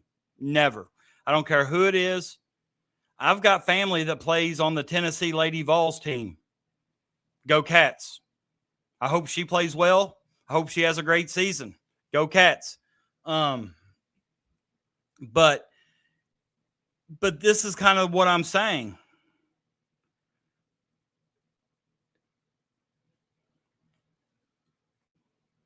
We can't just, you know, we don't have to root for him now. We don't have to. I hope Arkansas doesn't make the NCAA tournament, if truth be told. I hope they're in the bottom 4 of the SEC. They play on Wednesday. Boom. You know? However, as fans of the University of Kentucky, what he done here, we shouldn't forget about. You know? We shouldn't forget about. Very few of them do I like. Doesn't matter what side of the aisle they're on, Peanut.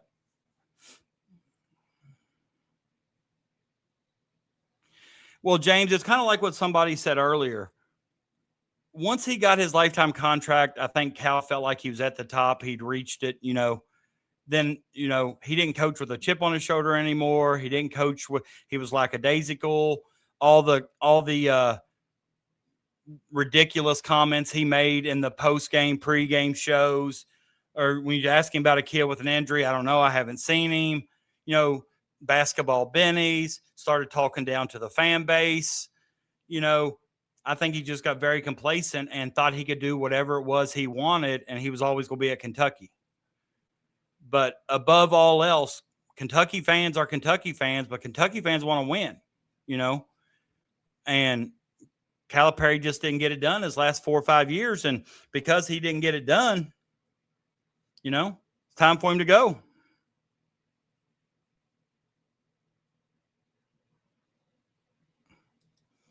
Tell me whenever he's had 5 people drafted in the first round, Chris.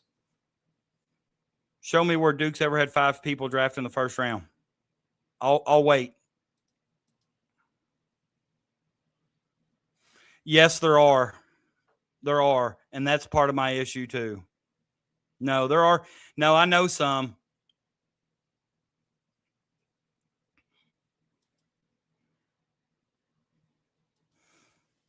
And I won't cheer for Arkansas just because of Calipari. I remember, I'm a team person. I'm not I'm, I don't like those people that say, "Oh, I just root for LeBron James," or "I just root for Anthony Davis," or "I just root for Michael Jordan." No, I root for the team. Go Kentucky. And I'm gonna be honest with you, I loved Yelovich. I loved Andre Yelovich. I knew towards the middle of the year, me and my group chat that I'm in started talking about it, that he would probably transfer. I understood why he was transferring, because his minutes weren't ever consistent. He went to starting. Seemed like he played less minutes as a starter some nights he did as coming off the bench. SEC tournament seemed to play really well, and his minutes didn't increase. I just felt like he wasn't going to stay around. Like, I felt like all the signs pointed to him transferring. Now that he's Ohio State, hope he loses every game.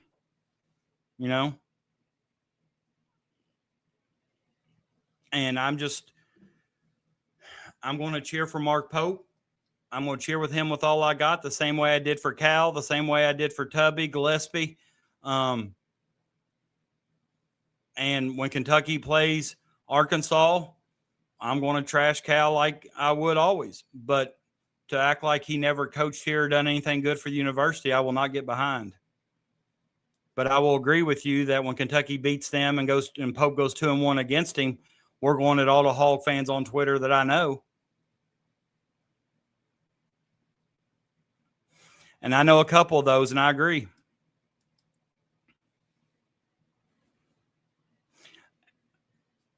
And Clyde, I would probably argue with you over Zion. Tell me the last time Zion's played a full season. Now, the games he's played, has he been good? Absolutely. But I'm not so sure we can I'm not 100% sure that we can put Zion, what I would consider a good player in the NBA. He's got a lot of talent, but I mean, how many games did he play this year? I don't remember hearing his name very much at all, to be honest.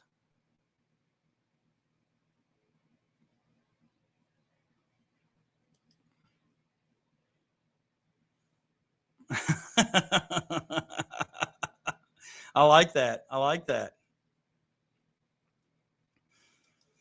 And I'm one of those fans that every year I think we're going 40-0. Now, realistically, is that probably going to happen? Nope.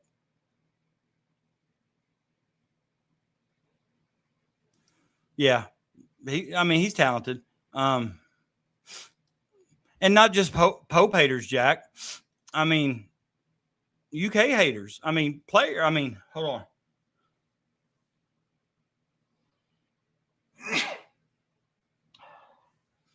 I'm allergic to all this hate, and I've contributed to it. So for that, I apologize. I got a little passionate, but I just can't, and the one thing that people that hate on Cal want to go to is, well, Pitino's better.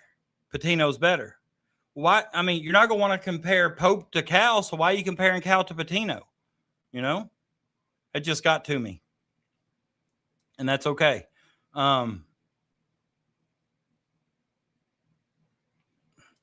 Yeah, and I wish there was a way how you could, or I wish that was a way.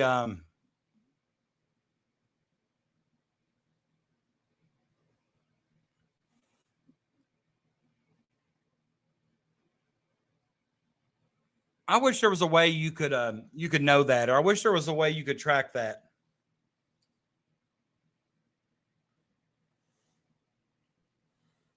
I wish, and I don't know how they would do that.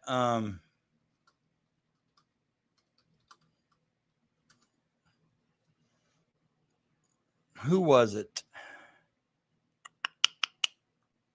Yeah, I know. You know, people say that a large number of those people, or the large number putting out hate messages, you know, against Kentucky and recruiting or Pope, or like a lot of those people that started the Pope whiffs, or a lot of those people that started out, you know, saying that Mom Chilovich was considering someone else or whatever, are bots or fakes.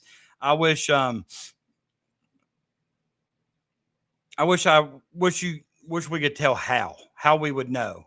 You know, I believe that to be the case. And this is the part that a lot of people don't understand, the negativity it has. It starts out of these fake fans, but then there's fans out there like me who doesn't always pick up on that it's from a fake fan or a bot. And it rubs off on all the casuals.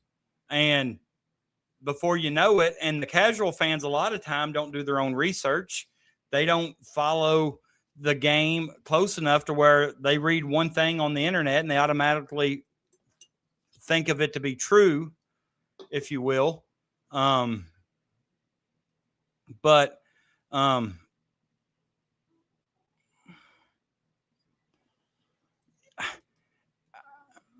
I just think it's hard to compare two Hall of Fame coaches that coached in different eras. Pitino's style, strategy worked at Kentucky. I know a lot of people didn't like the one and done, but that was one of the reasons that helped Cal get some of the players he got, because regardless, John Wall's goal was to play in the NBA. He was only going to stay the amount of years that it was required to stay at any college he went to. If he could have went to, you know, NBA straight out of high school and felt comfortable doing that, he probably would have done that. I mean, a lot of these guys don't want to even attend college. A lot of them are there just to play basketball so they can move on to the next level. Yeah, Cal's record against Pitino while at Kentucky, you know, is kind of lopsided, but that doesn't take away from the fact that, you know, Pitino's a good coach. And even, you know, Pope beat Pitino this year. Pitino hasn't had much success against the University of Kentucky. I do think Pope is probably one of the top 3 or 4 best coaches, or not Pope. Pitino is one of the top 3 or 4 best coaches of all time. I don't think you can doubt that or knock him, but I don't think it's fair to compare every coach at Kentucky from this day forward to Pitino or to Cal. Let them write their own stories.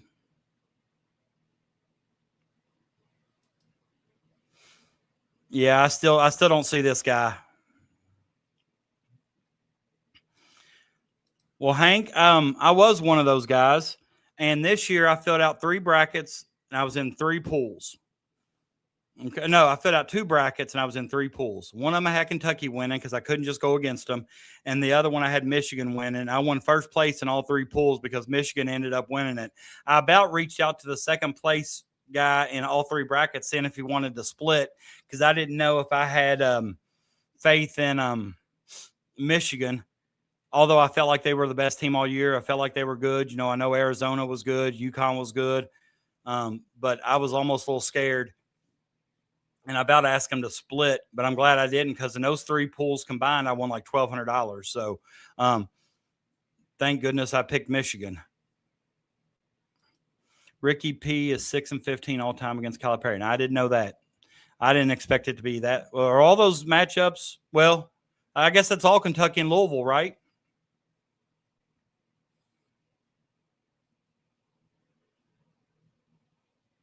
Yeah, that would have to be Kentucky and Louisville.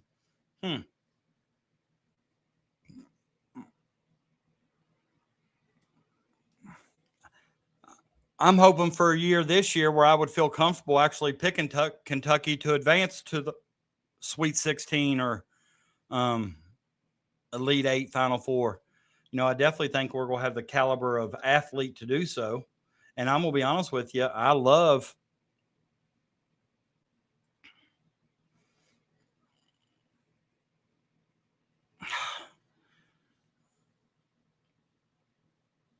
I don't know. I mean,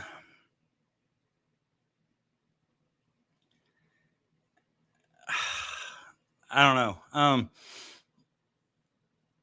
I'm just thinking back to some of the other conversations we had, and I got sidetracked. I'm sorry. And he beat Ricky P. 12 tournament in 2024.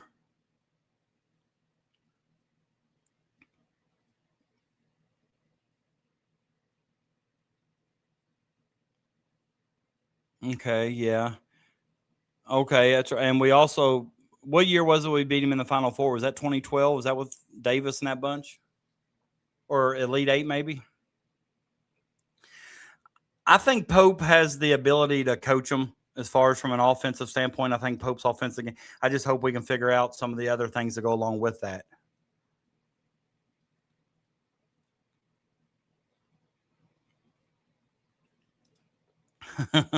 Maybe so. Yes, that's right. They did.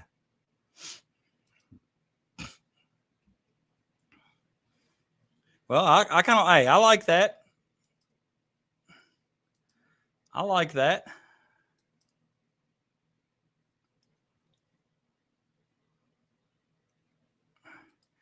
And the 2012 Final Four, 2014 Sweet 16 as well. Okay, 2014, was that with James Young and that bunch? That was the 8th seed that beat they beat Wichita State in the second round, 1-8, 1 versus 8. Was that 2014?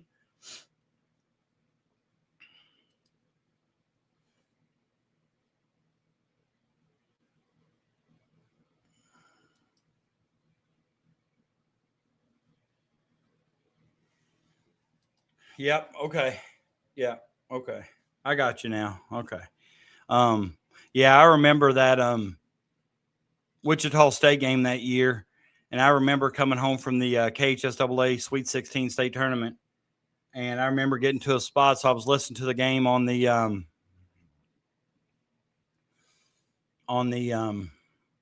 radio, and I came into a spot where the radio went out, and it was during overtime, I believe, and I didn't get to hear what was going on. You talking about somebody that was banging on the dashboard, trying to find it on another radio station. Patino was 2-0 against Cal when he was at UK. Rest of them are from Louisville and Cal at Memphis. Okay. All right. That makes sense. So, well, Cal, didn't somebody say Arkansas? Cal at Arkansas beat somebody, or was that or no? No. Cal may have not played him at Arkansas. And I think we have a really good chance to add Costa Rica.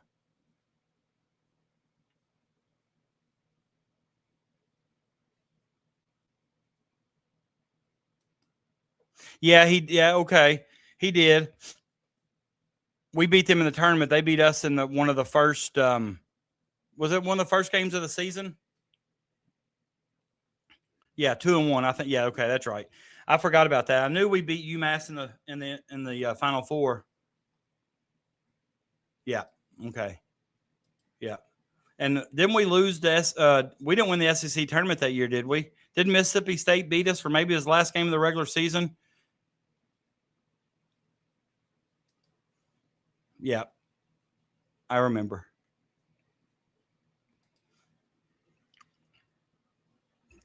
Yeah, Peanut says 4-1. I'm trying to think when would be that other.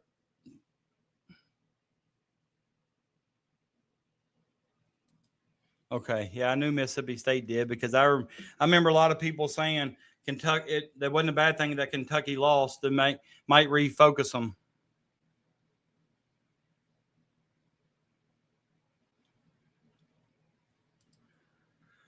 There you go, Chris.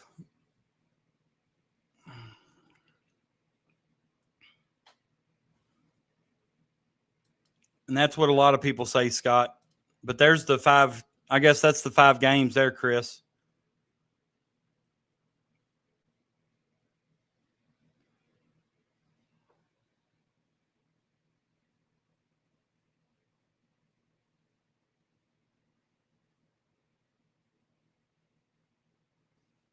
Yeah, I had trouble. Yeah, I didn't remember all those either. That's what my dad thought, but my dad was a conspiracy theorist and things like that. My dad would come up with the zone and make his own up if it fit what he felt. I'm ready for the TBT La Familia going to smash the Ville. I hope. I like the TBT, but I'm kind of worried about us not having Aaron Harrison this year. But Aaron Harrison didn't play as much last year. I think Andrew was the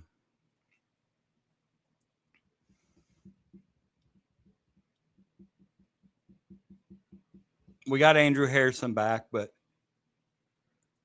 excuse me, I'm getting tired and I gotta get up early.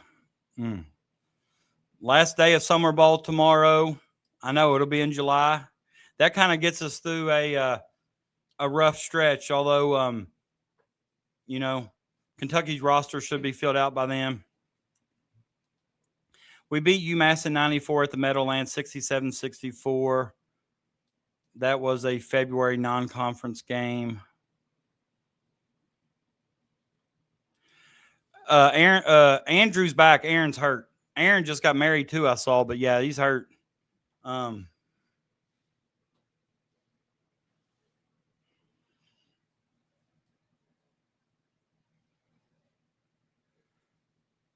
guys, all right. I'm starting to yawn. I don't like to yawn on camera. So guys, once again, I appreciate each and every one of you. Chris, thanks for bringing the good discussion tonight. You know, it's going to be times I'm going to disagree with all of you at some point in time or another, but I appreciate each and every one of you guys. All of you guys that come in here every night bring something to the chat that makes this job, you know, fun for me, and I love doing it. Hope Holly's not too mad at me for saying her statement was asinine, and you know, and I did lose one follower. It's probably the guy that I told him I didn't care if I lost followers over a certain political figure or not. So with that being said, I appreciate each and every one of you guys. I'll probably be back Sunday night, probably. Hopefully we got some more Kentucky practice clips, more news. Hopefully have something in stone by then about Costa Rica. But I appreciate each and every one of you guys. So see you guys Sunday. Thanks again for showing up. Peanut, you're pushing your luck. You're pushing your luck. But no, love you guys. Appreciate each and every one of you. I'll see you all next week, or next show, I should say. So until then, stay tuned and stay hot.